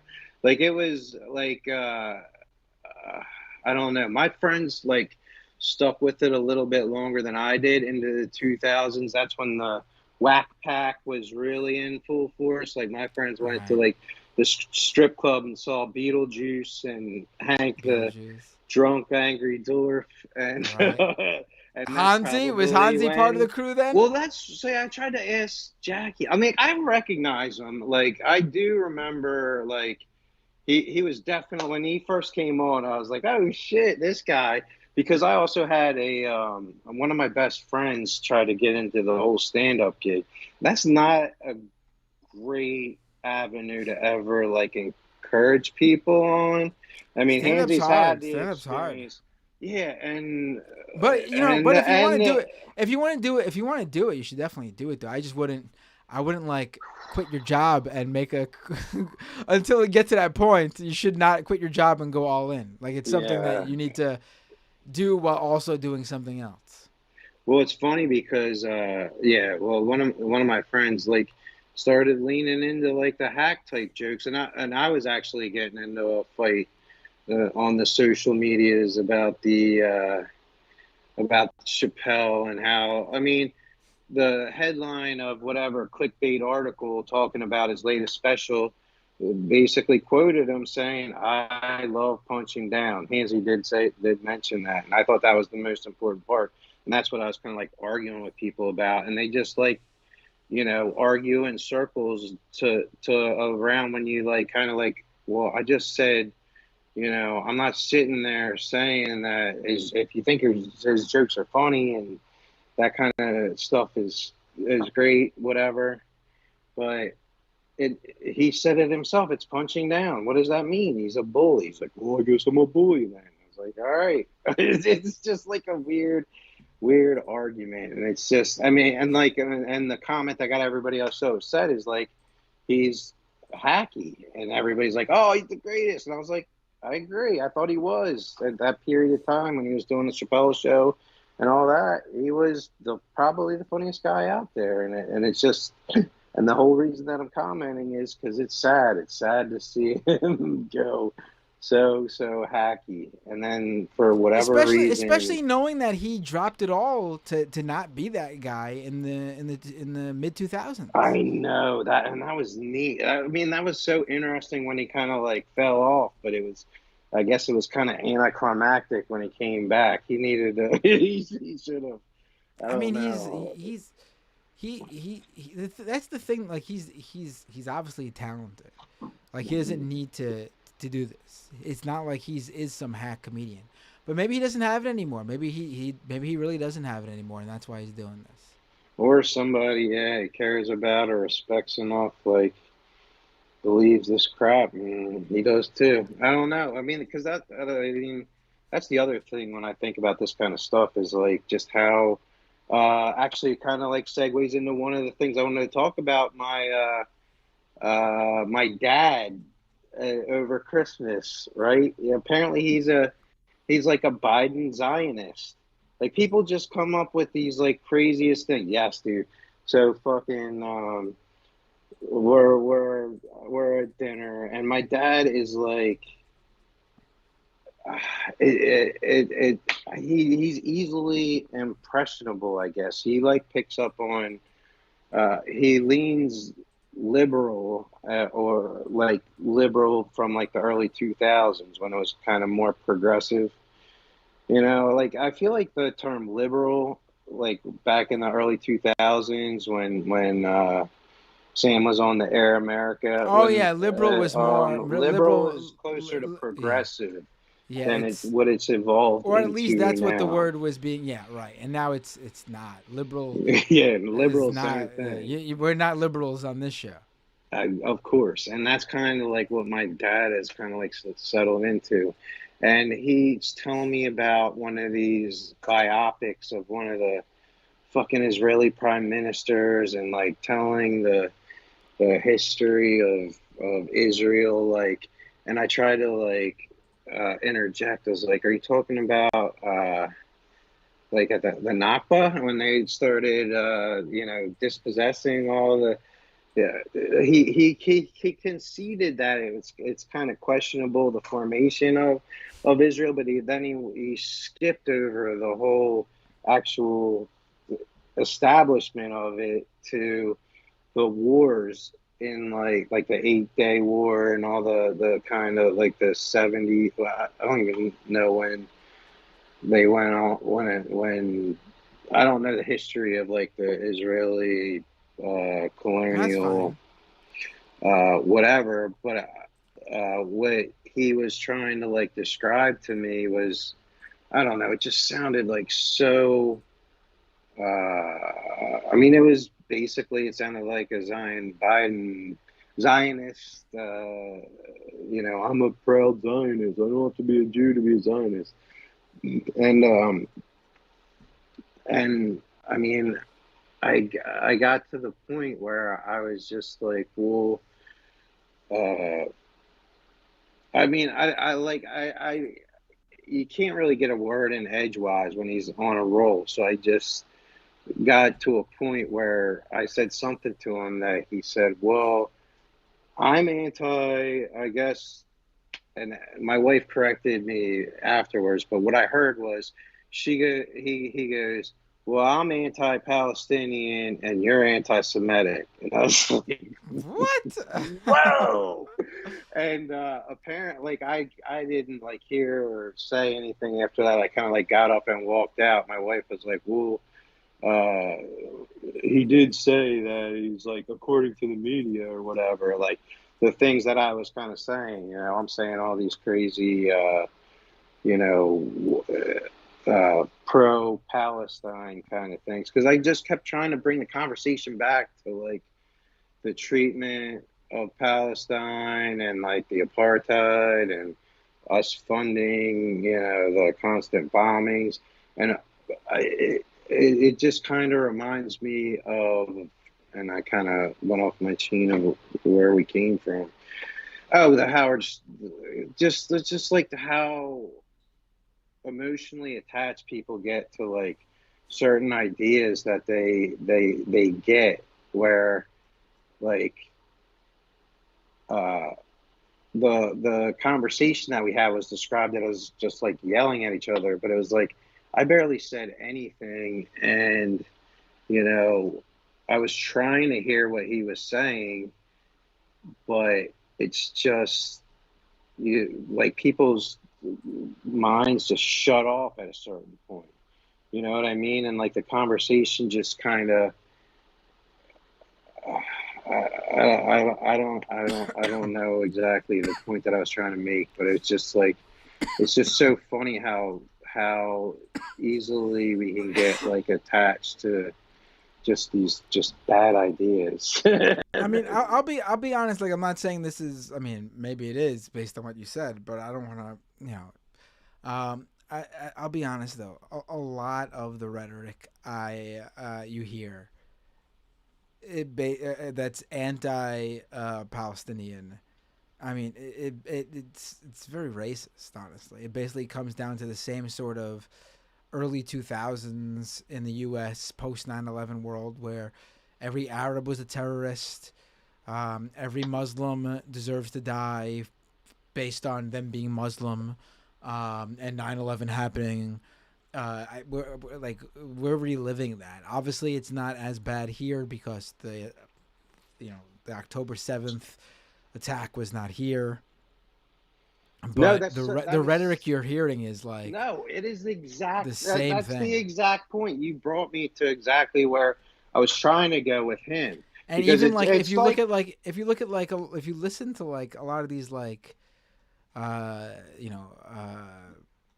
Zionist influencers on social media, if you just like read their tweets, watch their videos, it's always like their point always comes down to straight up dehumanizing of Palestinian people. It's very sad and depressing and sick to watch, honestly. And that's the thing. So I always get flashbacks to a conversation I had with somebody that I respected as way more successful than me. I assumed they were smarter than me. And it was like, talking back in the days, again, where Sam and Janine were the only ones out there talking about Iraq, and I was just like absolutely blown away at how shock and awe was a thing. And I was having this conversation with this guy, and like it didn't even occur to me that anybody would even like argue with me about it. And they were saying, "Oh, you gotta do the shock and awe, blah blah blah blah blah." I'm like, we need to fucking bomb a civilian population to get one fucking guy that may or may not have anything to do with this fucking terrorist attack. Like, I don't understand. Like that like jolted me, like in my whatever, my political studies or whatever, that somebody that like I thought otherwise, like I literally thought was smarter than myself, was going to sit there and defend like this just absolute insane idea. And my dad, flashed me right back to that exact same conversation. You're gonna sit here and try and defend, like, Israel's right to defend itself, because that's the other thing in this whole thing. Like, I've been posting all kinds of shit, like pro Palestine stuff on. I mean, I'm only a Facebook guy, but I mean, like, even like your gift is like a pro Palestinian thing. I don't get a fucking single like. Nobody that I know will, touch any of it. The like mosaic groups that I'm in, I posted up what I made, and then like they post up that, oh, don't try to put your political blah blah blah blah blah blah blah. And because it was so funny, I put up a Palestinian flag, and the next post is this Israeli flag with a dove carrying away like the Star of David, like, and that's when they came in and just stopped. They were like, "Oh, this isn't a." Apparently, this is not an art group. We can't have expressions of our political opinions or whatever. But yeah, it's just absolutely like. I mean, they're just jostling to me that people can just. It is a racism, and it is it's a white supremacy is really what it is. And, like, I think so many people have like this weird kind of defense, like over top of like admitting that that's what it is. It's literally white supremacy. I mean, I'm in Delaware, so I mean, you have to listen to how people talk about it. Like, it's so clearly like one group of people are more important than the other. It's just that simple. And the views of when you hear these arguments, and it's just upsetting to hear, honestly. It's shocking, and it's just amazing. And it's just said so nonchalantly, as if it's like not like this is just the natural position. That like, of course, this is like this is nothing. This is not controversial to believe this. In fact, it is not only is it not controversial, but it is controversial to say that what's going on is wrong, and that Palestinian lives matter. Yeah. Well, yeah. Like, the thing that blew my mind was there's like 30 plus states that have laws against BDS or whatever, like declaring the just like the whole idea of free speech against is Israel's insane policies is illegal in several states. And I mean, it's just weird to, it was shocking to me. I like to see his stance on that kind of shit. I mean, it wasn't like completely, I mean, people are crazy, and they can surprise you, and they have all kinds of weird things. But the white supremacy marketing is so strong, and they have figured out how to tie it so emotionally to being right, because that's the other, like, that's one of the aspects, like, and getting in an argument with him, and it's somehow how I used to be, and it's something that I want to be able to tell him, that, like, the one of the best lessons that I've ever learned in my entire life was, you know, it's actually not that important to be right. Like, that was all that was important to me back in the day, was I needed to. Oh, where'd you go? Shit. My phone. It's, my phone died. Can you hear me? Yeah, I hear you. I gotta turn the volume up. Can you say something again? I can't hear you. Oh no, I hear. If you can't hear me, Oh, sorry. oh, I didn't realize you're completely. You can't hear me at all. All right. Well, hello. Oh, sorry. Yeah, my AirPod died. Are you back? Could you hear me? Yeah, I can hear you now. All right. I thought I'm you. sorry. I didn't realize there was a moment where you couldn't hear me at all. No, no big deal. No, continue. You were talking. Yeah, I don't know my thought. It was just like a jolt to me, like how easily people can slip into that mindset. And the one thing, yeah, I guess to the young bucks out there, I was the dude that always needed to be right, and I would just sit there and fight and argue, and you know, need to be right, and everything I learned, it was right, and I needed to defend it. And what I was really trying to get through to my dad was to try to be like, you're the best, the most liberating, freeing, best thing that's ever happened to me was realizing that it's better to go through life assuming that you're wrong and then working backwards from that. Because if you have like such an emotional attachment to like these ideas that you have, uh, you know, it's really shocking when you find out that maybe you weren't right all along. It's not always great to be right. Yeah, I mean, I think a lot of people will end up. No, I can't say this for sure, but there'll certainly be a number of people, a certain number of people will certainly regret their position on this in the coming years, I'm sure, when they actually come to the realization of what's going on. I don't know how you can be blind to it, but people are.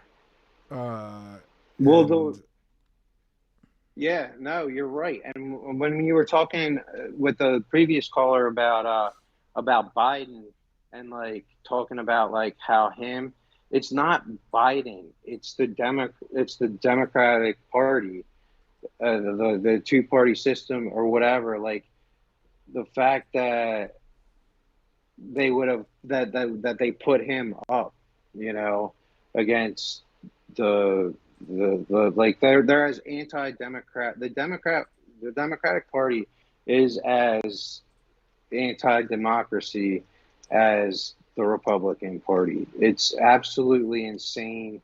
Like I totally appreciate what you're saying about like how having them have their guys in there is a better outcome than having the Republicans who are openly just, you know, evil. But the fact that, you know, they put up Biden, that like Biden is the absolute, just like Trump is the manifestation of the Republican Party, the Biden is the manifestation of the Democrat Party, because he is like the actual, you know, like the Washington Generals to the Harlem Globetrotters. It's just like a production, or the WWE is probably a better analogy for you, where like he's like the you know, the foil to get beat up on by the, you know, the star at any given time. And right. like and it's just like so it's just so frustrating that, you know, we have to put up with that. And I just got a letter from, so Chris Coons is Joe Biden Jr. He's the senator that took his seat, and I forget what his first name is, but I guess it's Tom Carper.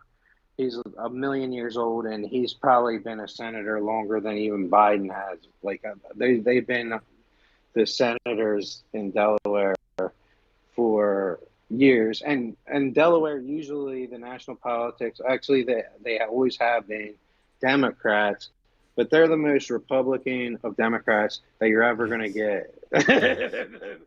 And they said, okay, take Lisa Blunt Rochester. She's our representative. We only have one rep because we're pretty tiny of a state.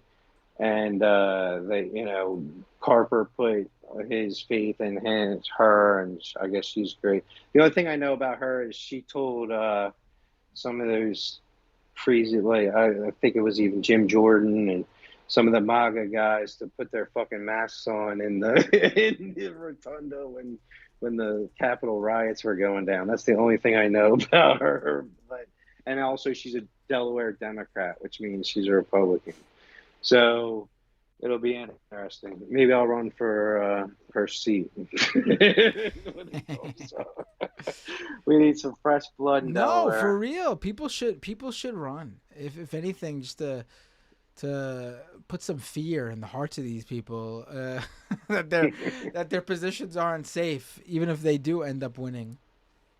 It's crazy, man. We're in a bad spot. But anyway, I just wanted to share that with you. Get your address. You sent it to me in the Skype chat. It's right there, yeah.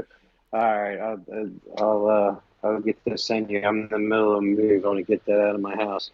But great show, great. I love talking to you, and I will catch up with you at another time. Always a pleasure. Looking forward to it. Talk to you later. Bye.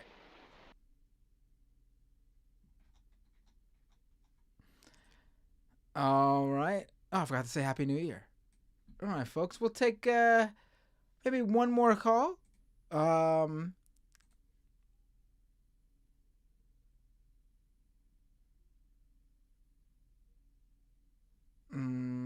Let's see. Oh, let me read some super chats really quick. We got a few.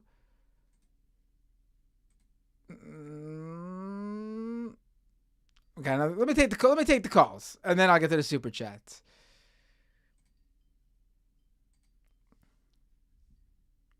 Hey, what's your name? Where you calling from? Hey, it's L Bob from Ontario. Hey, L Bob, how you doing? What was it to talk about? Happy New Year, by the way. Happy New Year to you. Thank you so much for taking the call. Always a big fan of what you do. Want to say thank you. I've watched you on so many different shows. Wait, can I put you up? Can I put you up on the feed here? Can I put you up on the feed? Let's just say you are one of those people that have inspired me. I appreciate in a lot of ways. Can I put you up on the feed just before we get into your video on the feed? Yeah, absolutely. Go ahead. Cool. I always like to check. You never know. I really appreciate the kind words. Why don't you? I'm assuming, being that you have a nice setup there, you have a channel. Why don't you name drop it so people can go check it out? Oh, so yeah, I'm kind of new to the whole streaming game. I go under the streaming channel of Peacefire Now, where I have been focusing primarily on Palestine and what's been going on over there. It was one of those situations where I just couldn't stay silent on it. I know it may not be the smartest thing to do, but as someone with connections to Egypt and having been there in the uprisings, I'm in Canada now. Right. I mean, it's kind of one of those things where I had to speak up.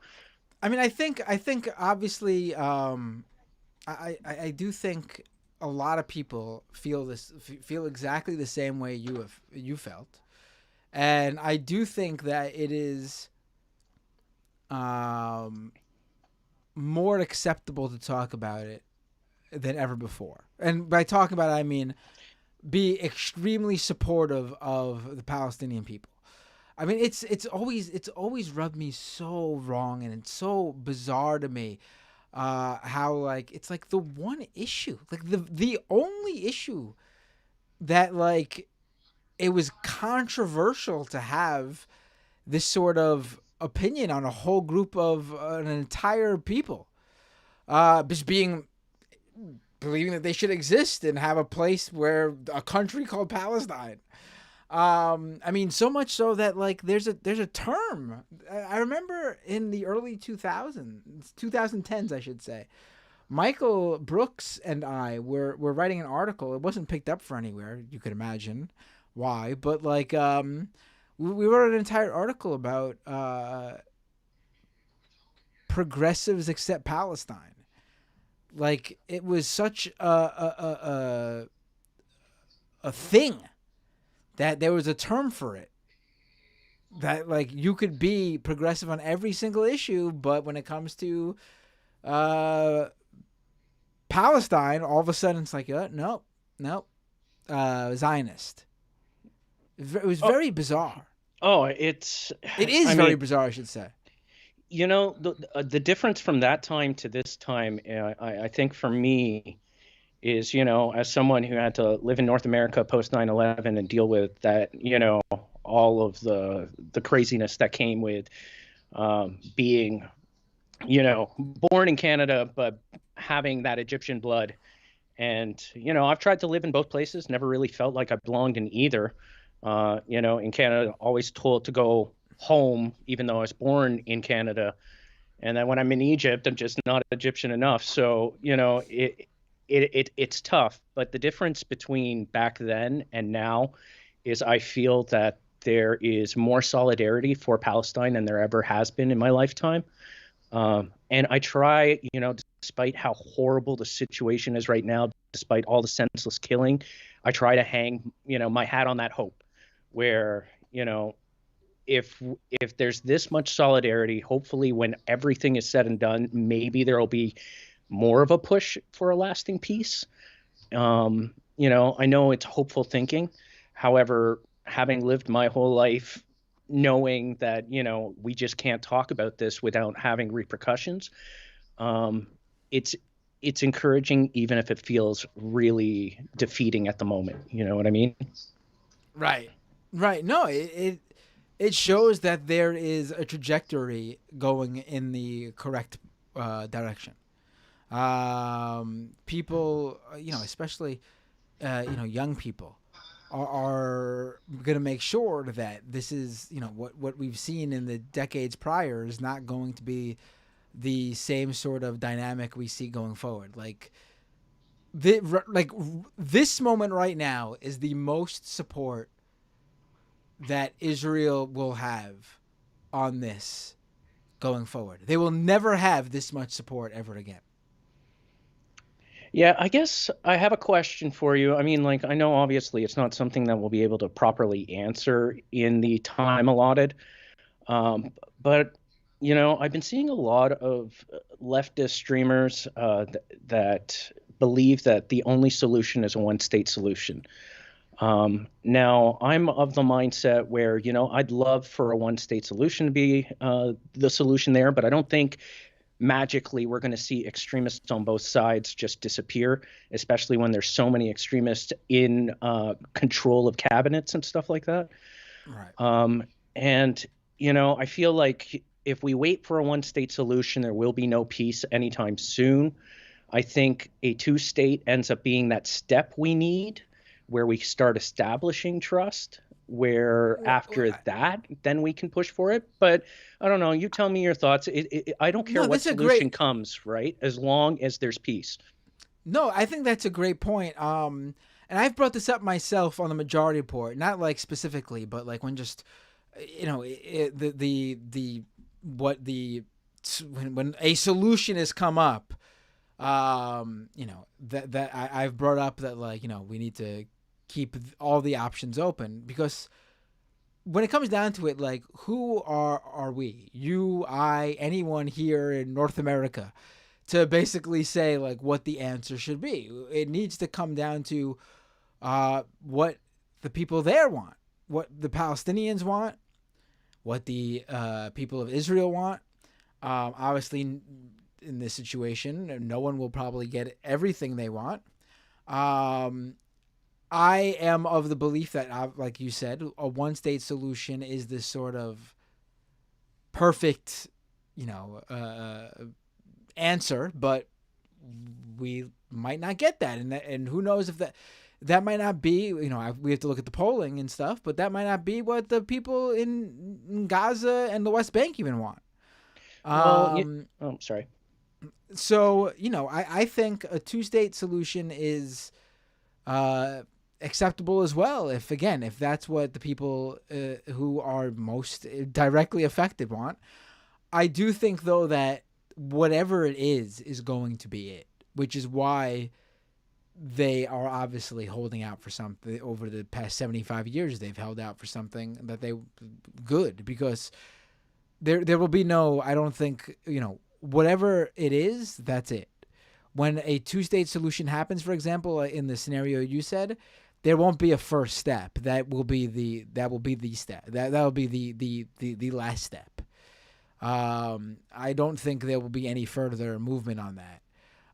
Barring a war and someone taking over or something like that, which again, I don't see that happening anytime soon. Obviously, you can't say that's never going to happen, but if there's a two-state solution, that's it.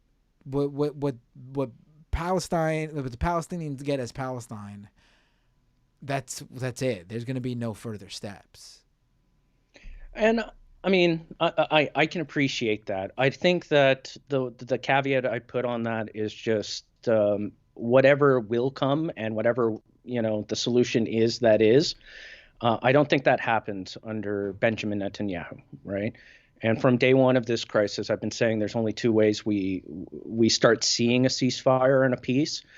And that comes down to the idea of, we need Israelis to rise up and overthrow Benjamin Netanyahu, and to keep the extremists who are in the war cabinet away from any position of power, right? I'm talking about the Smotriches, the Ben-Gvirs, right? There are definitely, obviously, people in Israel who, don't like what's going on. They are a very small subset of people living there right now, unfortunately. What Israel is right now is literally, and this was before October 7th too, but Israel as a whole is very much in a post 9/11 America, in terms of how everyone here was super right wing and conservative and gung ho for war and for people to pay the price. Israel as a whole is very right wing right now. Again, that's a function of a very right wing government over the past 30 some odd years with Netanyahu. So overthrowing Netanyahu, while obviously necessary, Netanyahu cannot obviously lead the country. You're not going to see a less right wing government, at least right now, or even in the next couple of years, I think. Well, I mean, sorry, I didn't mean to interrupt. Barring the U.S. really putting any sort of pressure, but we've already seen that the U.S. Isn't going to put any sort of pressure. Totally. And I mean, on my stream, I did talk with IDF reservist who considered himself to be on the left. And they were talking about how much, the one thing we could agree on is that we both really dislike Benjamin Netanyahu. And, they believe that Benny Gantz will eventually come in, who is part of the war cabinet.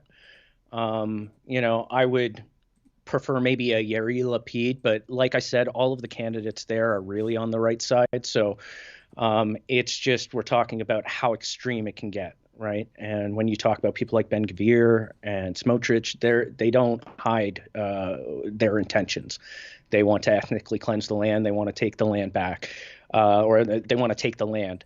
But one of the things about that one-state solution that we were talking about that has been kind of made abundantly clear to me from the indigenous community here in North America is I have someone that streams under the name Lost You who comes in and adds to our chat.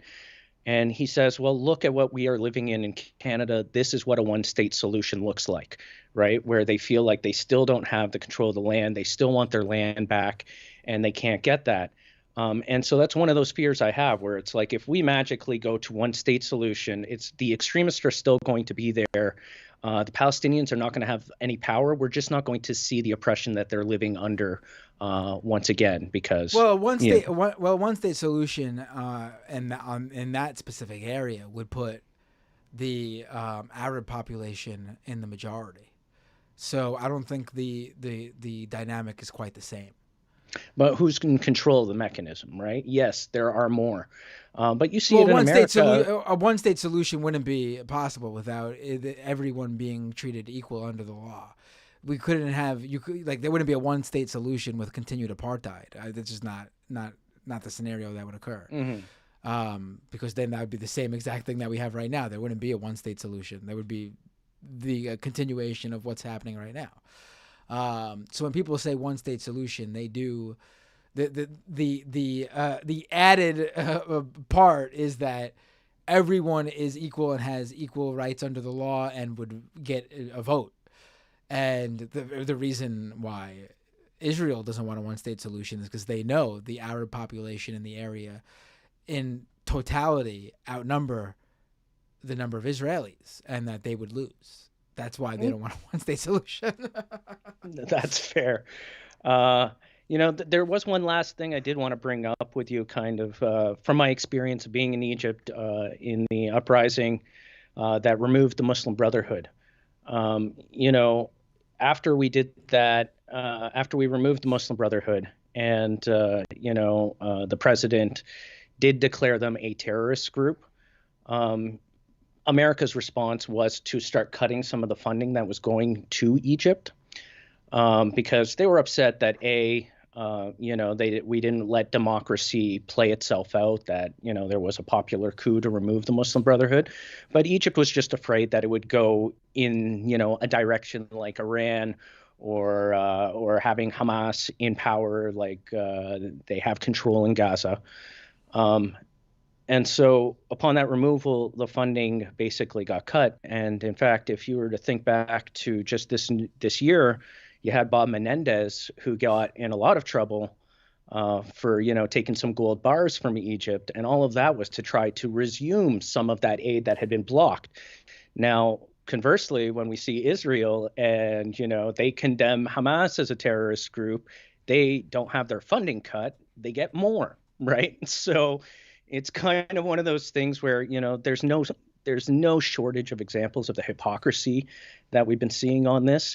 It's just kind of like, with the election coming up, I don't necessarily believe that Biden can win, because I feel there's a lot of people who are just going to abstain from voting. And I worry about what Trump would lead to. And so I guess I wanted to get your thought. This is your wheelhouse. How do we make sure that Trump stays out of power and that people still feel motivated to vote when they're given a choice between, more genocide or fascism? Right. At this point, it's on Biden. I mean, we could obviously make the argument, because I've mentioned, the vast majority of Biden supporters who voted for him in 2020 and caused him to, and the result was him winning and beating Trump, will not vote based on what's happening in Gaza. The issue is that the very specific coalitions that Biden needs to win, young people, Arab majority populations in states where they matter in terms of the voting population, like in Michigan, for example. Those groups in those swing states will cause him to lose those states, thus resulting in the loss of his election. So it's going to be very difficult for any of us to make that argument. Obviously, we could continue to do so. I would say, again, never shame, never do anything like that. At the end of the day, you make it clear that you're just making your case, but it's on them who they vote for, and it is what it is. But when it comes down to it, for this specific case, it's on Biden. How do any of us make the case to people who have, who know people in Gaza that, vote for Biden. I mean, you just can't. I mean, obviously you can say it will be worse under Trump, but what is worse when the worst has already happened to you? It's funny because I used to fight with my parents a lot because at the beginning, they were really fans of Trump. And they're not fans of Trump. They were just fans of the idea that if Trump was in power, he could be bought, and he could be bought not to bomb the Middle East. Now, as an Arab family, we have seen what neocons can do in the Middle East. And then we've seen, when Obama comes in and he starts his drone programs, or you have Joe Biden right now, it doesn't leave a lot of faith there. And for them, their thought was, okay, well, Trump would accept the money. Trump didn't really, he did bomb in Afghanistan and stuff like that. But he didn't start a whole new wave front. And so I'm very much anti-Trump. And well, here's the thing with that train of thought, that someone could be bought, and your position is the anti-war position. The money is in war, so if someone could be bought, you're never who's going to buy them to get them to the anti-war position. Who's going to pay more? No one. But if someone could be bought, and the the pro-war position has the money, then they're going to win out every time. Like, you can't. It's just not, that dynamic is impossible to win if you're dealing with someone. I don't even think that's the case with Trump, honestly. Obviously, he can be bought for a lot of things, but he's also very. What he craves is power more than anything. And what's more powerful than saying you live, you die in a war scenario and being the commander-in-chief of the army?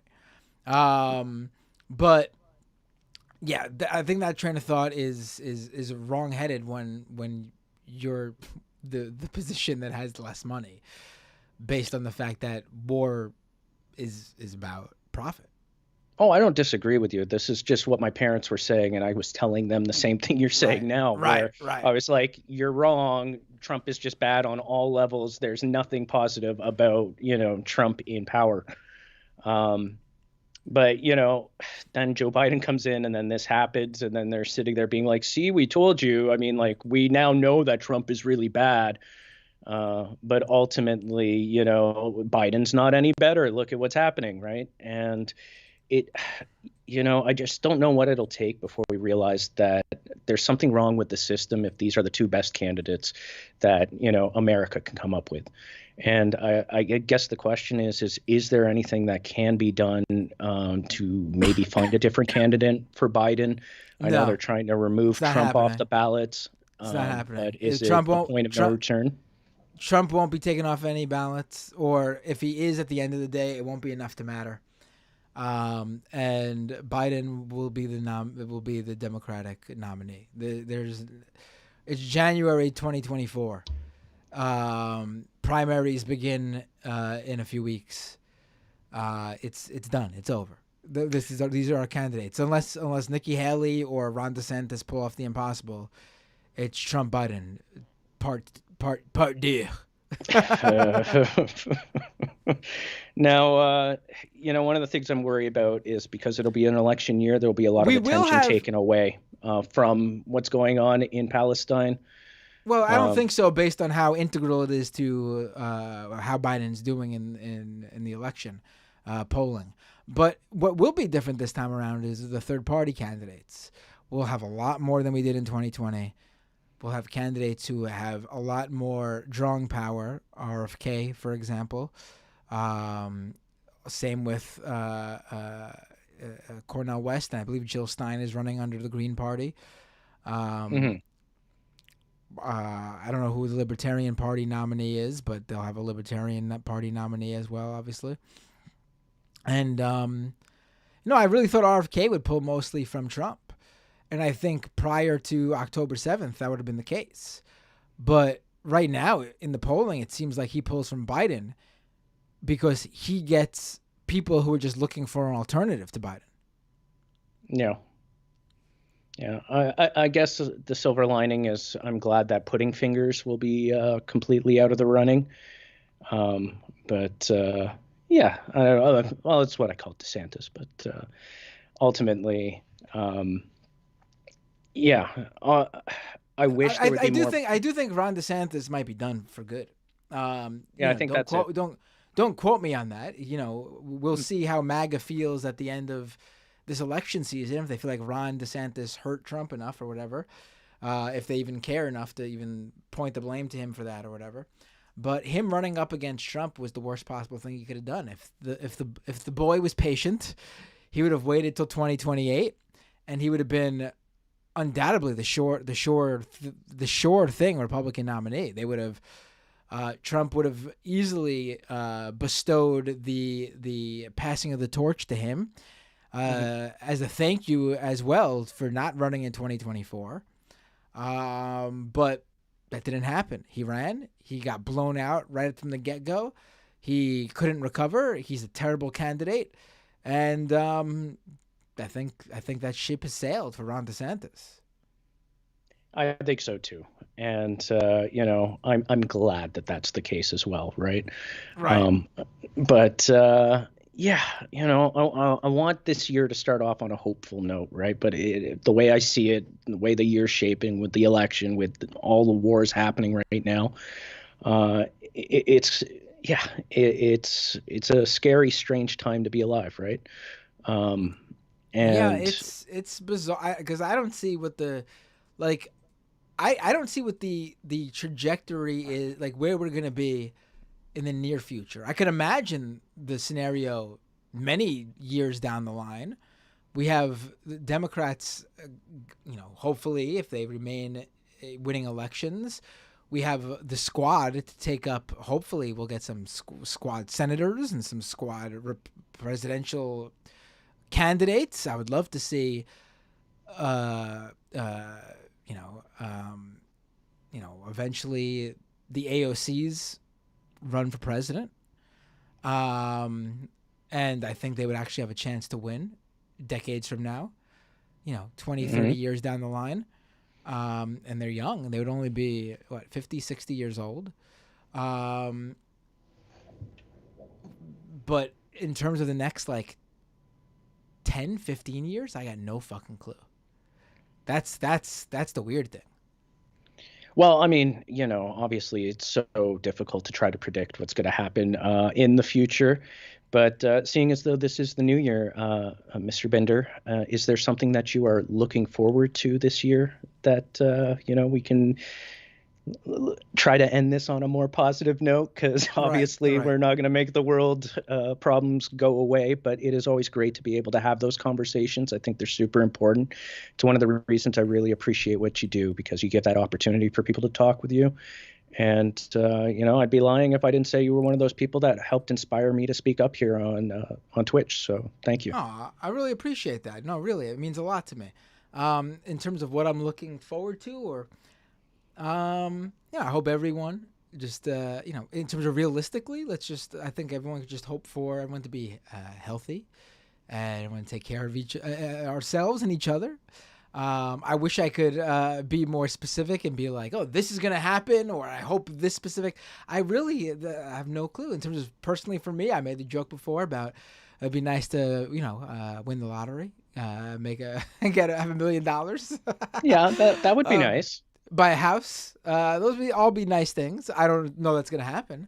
Again, probably not, but that's a scenario I would like.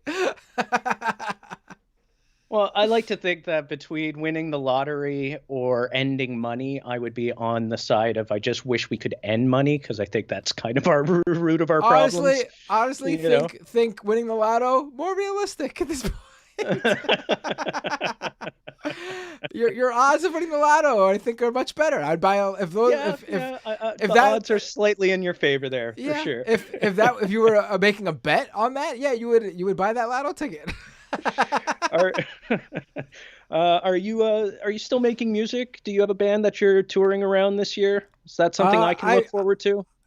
You know what? That's a good one. I would like to release music this year.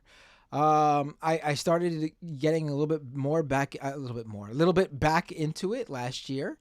I think I should just go ahead and just lay down some tracks and put it out there. And yeah, I think I should do it. You're right. That's what I should do. Because it's doable. It's achievable. It's something that I can directly affect. For example, I cannot guarantee I will win the lotto or end money, but I can guarantee I can release at least a song or two. Nice. And I'd be excited to hear what kind of, like, I envision you being like kind of punk style, but Yes. I don't know. I've never listened to your music, but you know, you got that punk attitude. You're punk I was vibe, I was in a hardcore punk band, mixed like hardcore, like, 80s, 90s, like New York hardcore with, more melodic sort of punk rock. I would probably continue to do something in that vein, but maybe a little bit more melodic and experiment with maybe a little bit more like I don't want to say emo because people think like My Chemical Romance and stuff. That's not what I'm talking about. I'm talking about like real like Midwest emo, like that's a subgenre of emo, like screamo type, like and not like emo core, which is like unearthed stuff. No, not that. like an Alexis on Fire, or like no, like a little bit more, like more. like, I'm trying to find you. Like more like Texas Is the Reason, or Sunny Day Real Estate, or even like Circle Takes the Sunny Day Square. Real Estate. Yeah, okay. I know. I feel you. Yeah, I think the Wrens were something in that vein. Yes. You know what I mean? Early Saves the Day. That's something I would definitely like to put out. Not their later stuff. Yeah, one Rites of Spring. That's another one someone just mentioned. Rites of Spring. It's great. One of the things that comes to mind for me comparing this time and post 9/11 is coming out of post 9/11. I really wanted to get creative with it, and I also started making music. This was a long time ago, and I created a graphic novel, bike opera about the need for revolution in a bike-powered world gone wrong kind of thing, and it was made with coffee, wine, and ink. And, I wrote all these songs, sang these character voices. And it was all about, no matter how good you think you have it, questioning authority and not being afraid of, trying to remove those in power out of power. And so that was for me then. And then now that we're in this situation and I'm speaking up and I'm getting creative again, there's something about it that's like trying to pull me back into music, where I feel like, this is one of those pure forms of expression where, we can argue all day long about our takes. But if I can express that musically, maybe it connects on some other kind of level beyond our arguments. I don't know if you feel that, but there's been a real sort of hole when it comes to like music. And it's so weird this happened like in the time of Trump, because during the Bush era, this was like political music, no matter what genre it was huge. Mm-hmm. And I don't even, it was like they would go mainstream. I don't mean like mainstream because there was like pop music. I mean like there were some pop artists doing it, I'm sure, making the type of music too, I'm sure. But all genres that made political music were getting a chance at going mainstream. And like that sort of like died out in like the 2010s, like after Obama, I guess. But like during Trump, they were like, bands doing political music, but the music wasn't making it big. It wasn't going anywhere. Like I can't think of like any mainstream sort of anti-Trump song like you would think of all like the stuff, the anti-war, the anti-Bush stuff that came out in the early 2000s. There's nothing like that for Trump. Well, I think that's really interesting, Binder. I think one of the things that comes to mind there in the shift in the time is the shift in technology. One of the things that kind of hurt my band is, we didn't have the social media at the time that we were touring and stuff like that. And that changes things. And I think that with music in general, maybe there got to a point where there's an oversaturation. It's not, where to go find the music. It's spread out so far and wide that it's hard for anyone, activist message to get out. Yeah, we'll see the ones who break out of TikTok and stuff like that. But it's not really. I don't know. I feel like that shift might not be so much politics as much as it's that shift that happened in technology and the oversaturation.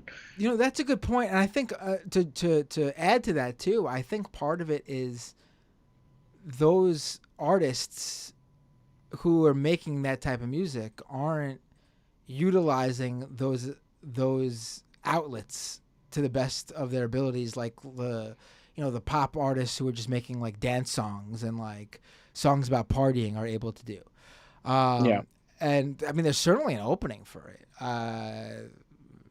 So like, it's not impossible. You just have to figure out how to get that like, I guess that perfect mixture of virality in a song, but also the genre you want to be true to the style of music you want to make, and then the message or lyrics to that song hitting both of those markers in terms of true to yourself and the virality thing. I mean, it's the same thing I guess artists dealt with when like trying to get songs on the radio too. It's just a different monster. I mean, back then we were trying to get every campus radio to play it, right? Right. That's just, yeah. But now it's getting a song to go viral on TikTok. Yeah.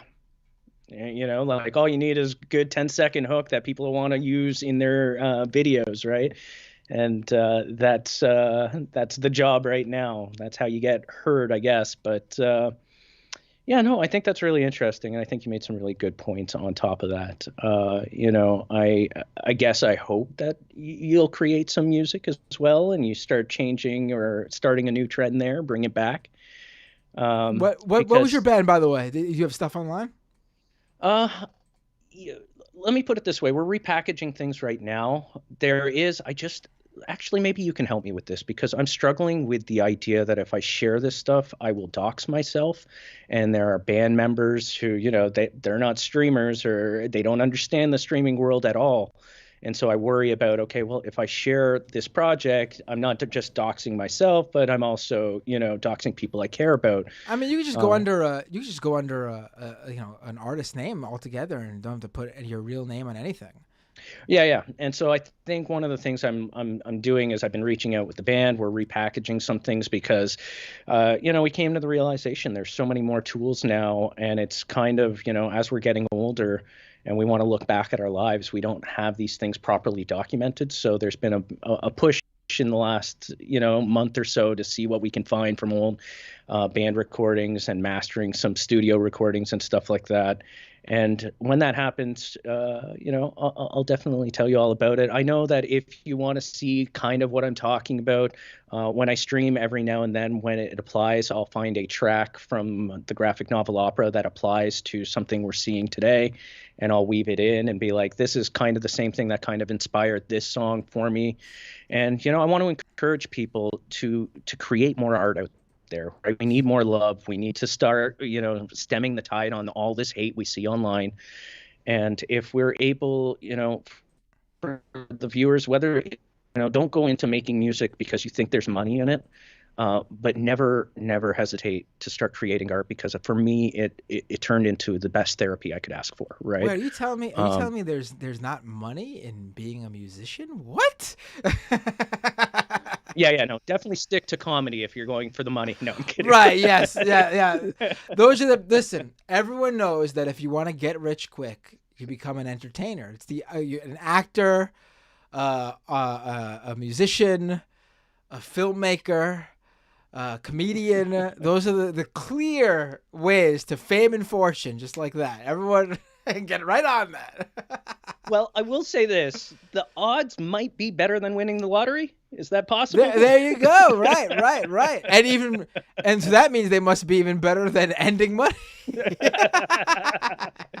I think we've learned a lot here today. This has been great. Yeah, I really enjoyed this. Thanks a lot. Happy New Year.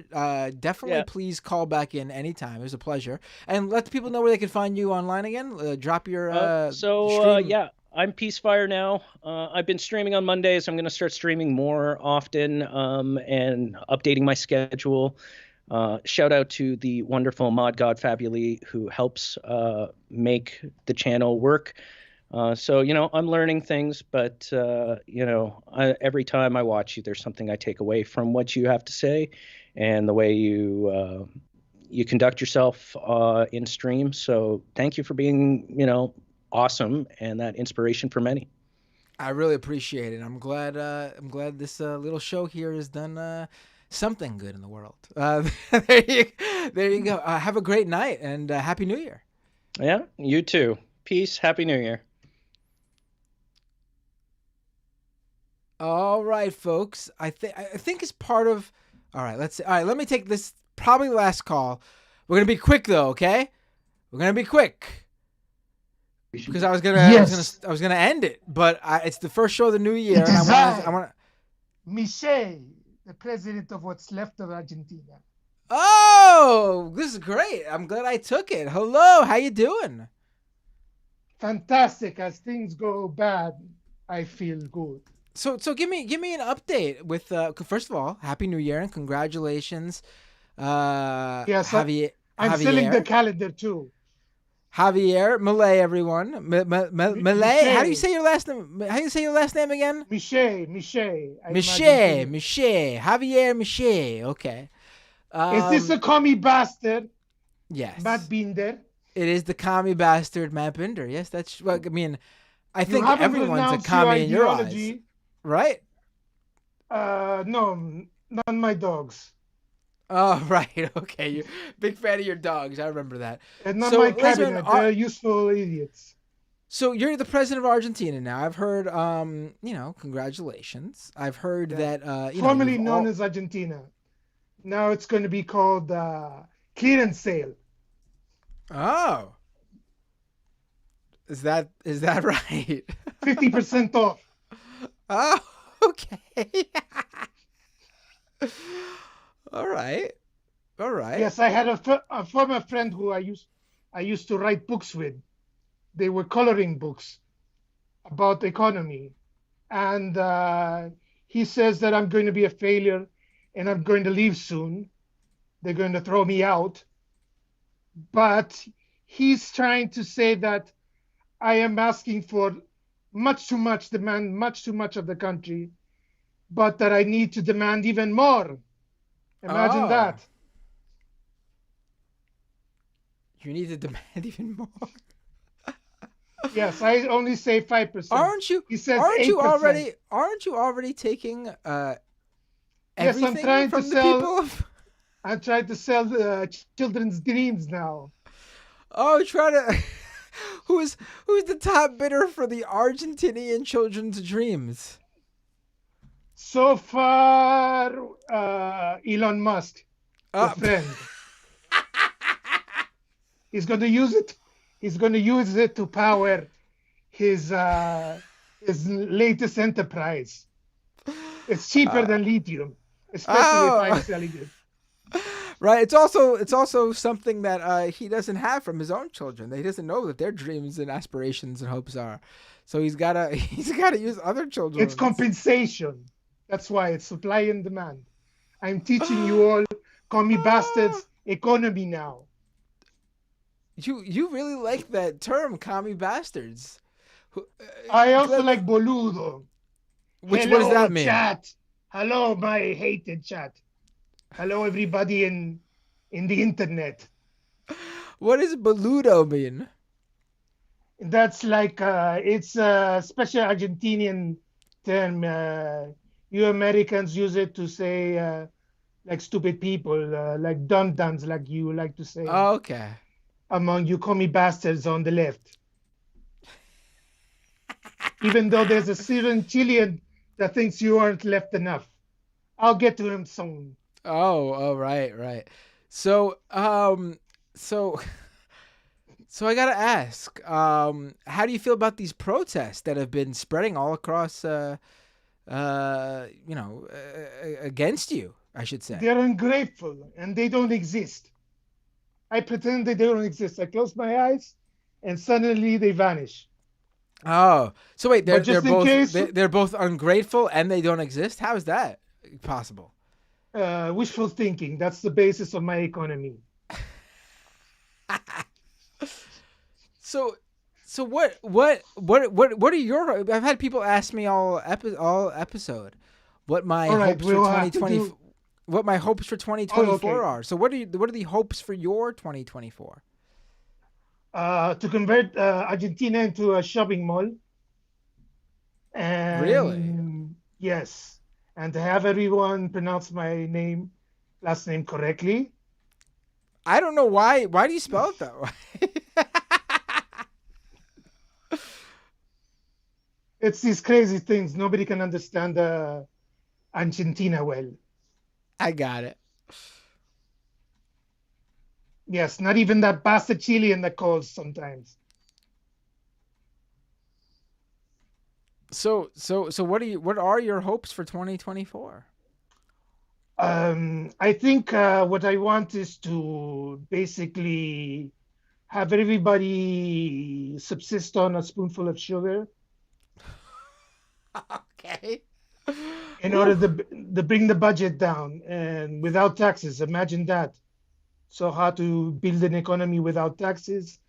I think mostly we have to change the Casa Rosada presidential palace and turn it into a McDonald's. Oh. Really?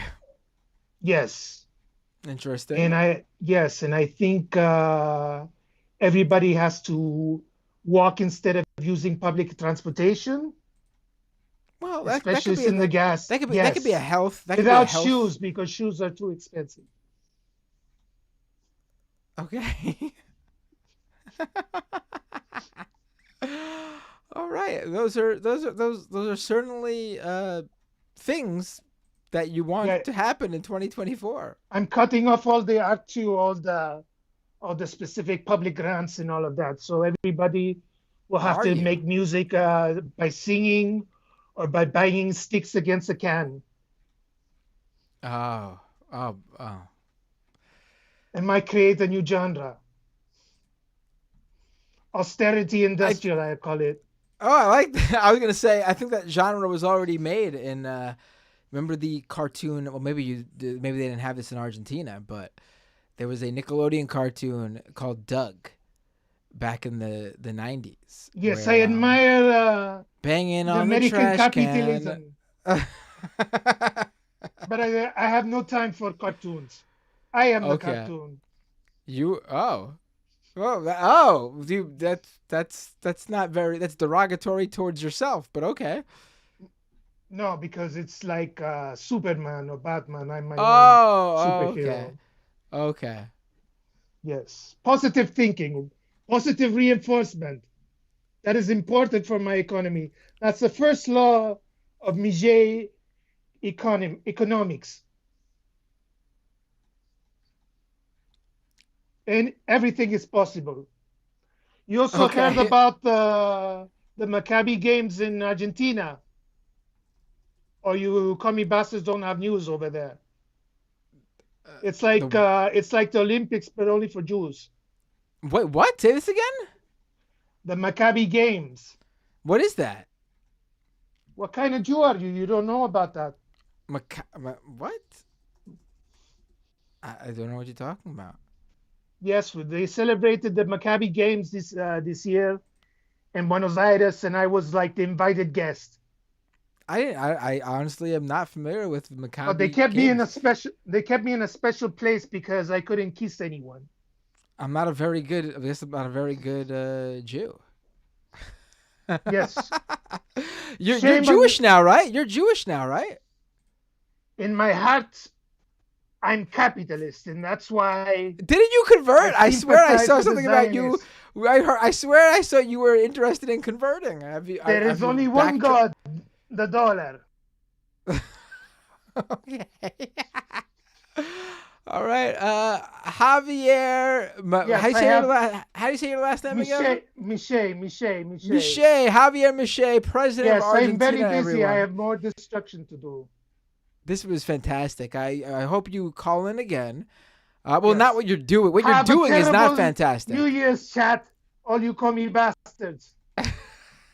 May you all be poor and start to work. All right. Have a good night. Take care. Happy New Year. Oh, my God. Renee's finally done it. He's found his character. That was fantastic. That was good. Let's go to the super chats. Let's read these Renee super chats. He sent a whole bunch.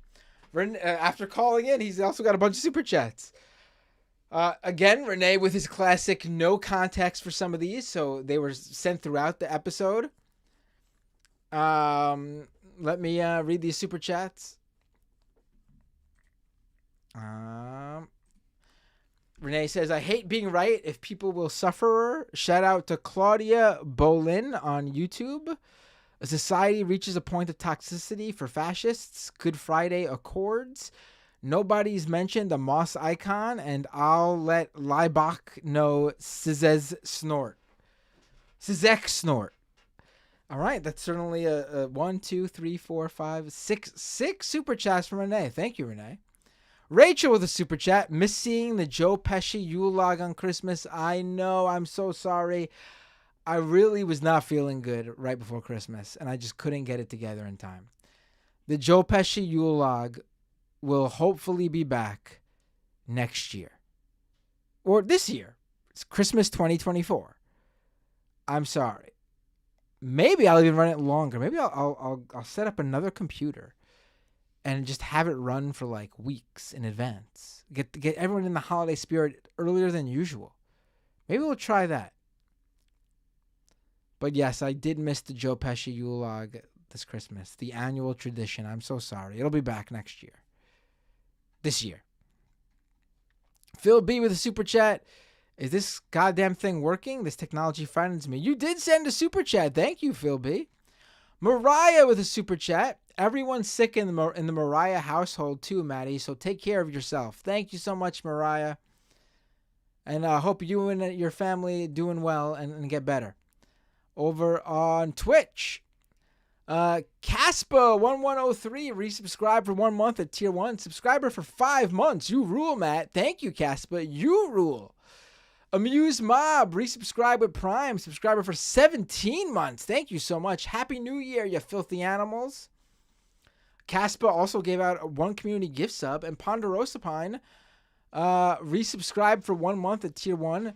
Subscribe for 24 months. Ponderosa Pine has been a Twitch subscriber for 2 years straight.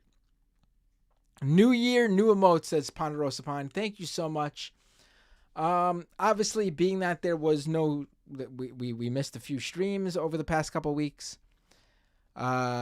Twitch subscribers down, YouTube subscribers down, Patreon subscribers down. I get it. If I'm not giving you the content, why should you? Of course. But I'm just here to say, we're back in the full swing. So if you had to pause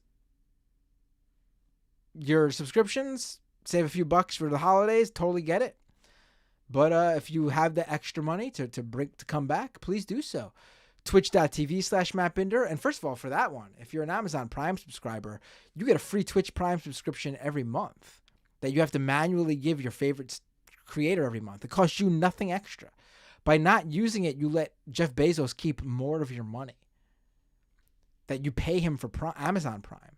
So connect your Twitch account to your Amazon Prime account. Get that free Twitch Prime subscription every month and give it to your favorite creator. I tell you that so you give it to me, but really just use it. Don't let it go to waste. YouTube.com/MattBinder. You can become a YouTube member there too, paying member every month. I should have mentioned the super chats earlier, but we had super chats. If you want to drop a last minute super chat, I'll read it. Over on Patreon, not much movement on Patreon. Again, I said I get it, totally get it. But let me thank the people who did. I think it's like just 1 or 2 people.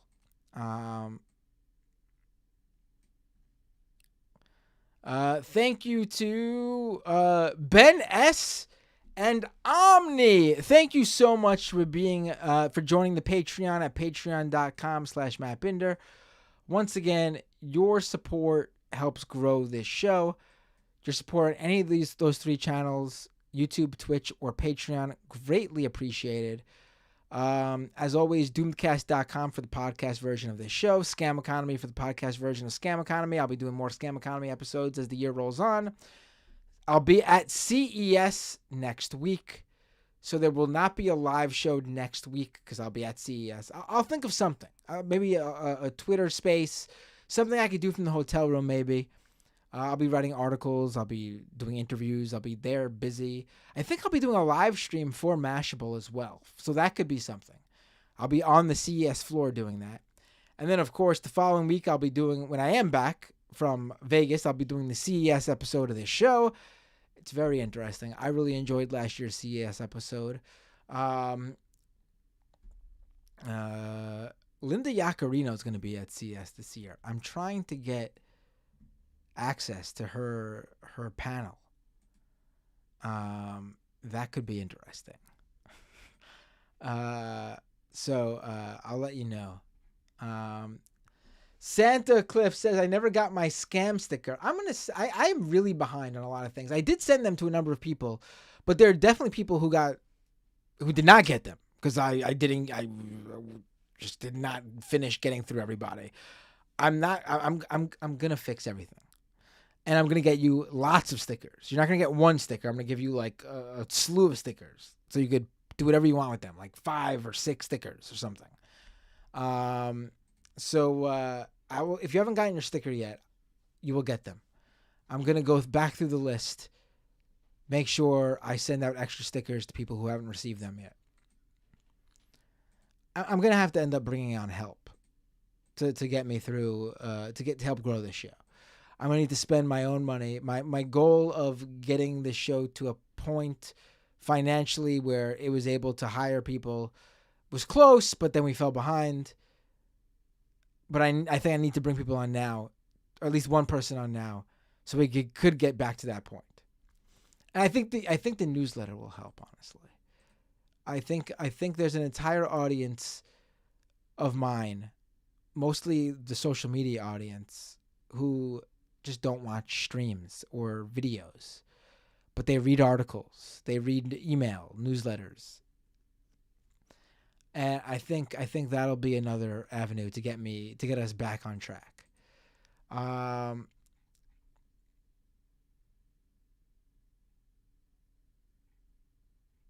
right, folks, that's the show. I know there was 1 or 2 more callers. One thing I'm going to do in 2024, no more streams when I'm here. Caller on the other line. I'm clearly tired and not giving them my all. Second, I feel like we got to wrap it up.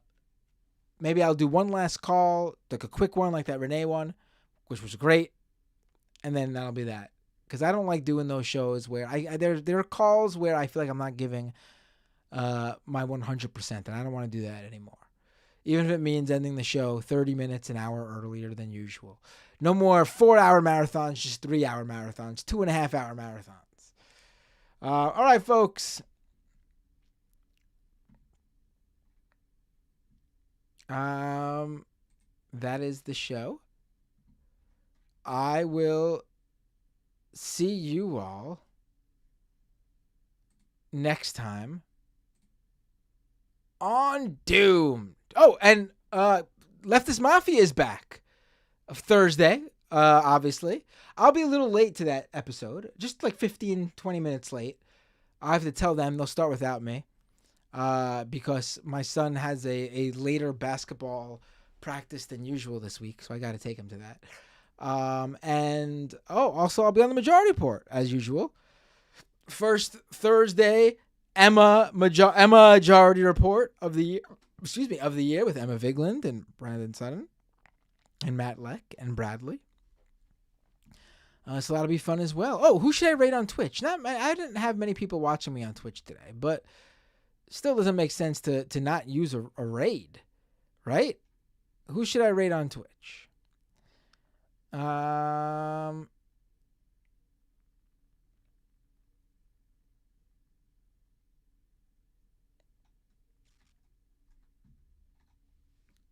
Who should I raid on Twitch?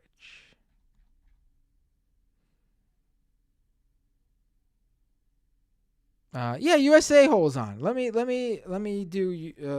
raid USA hole. That's always a good stream. Let me see what they're watching right now. I'm just doing a New Year's stream, just like I did. Sounds good. All right, let's do that. All right, everyone. I will see you all next time on Doomed.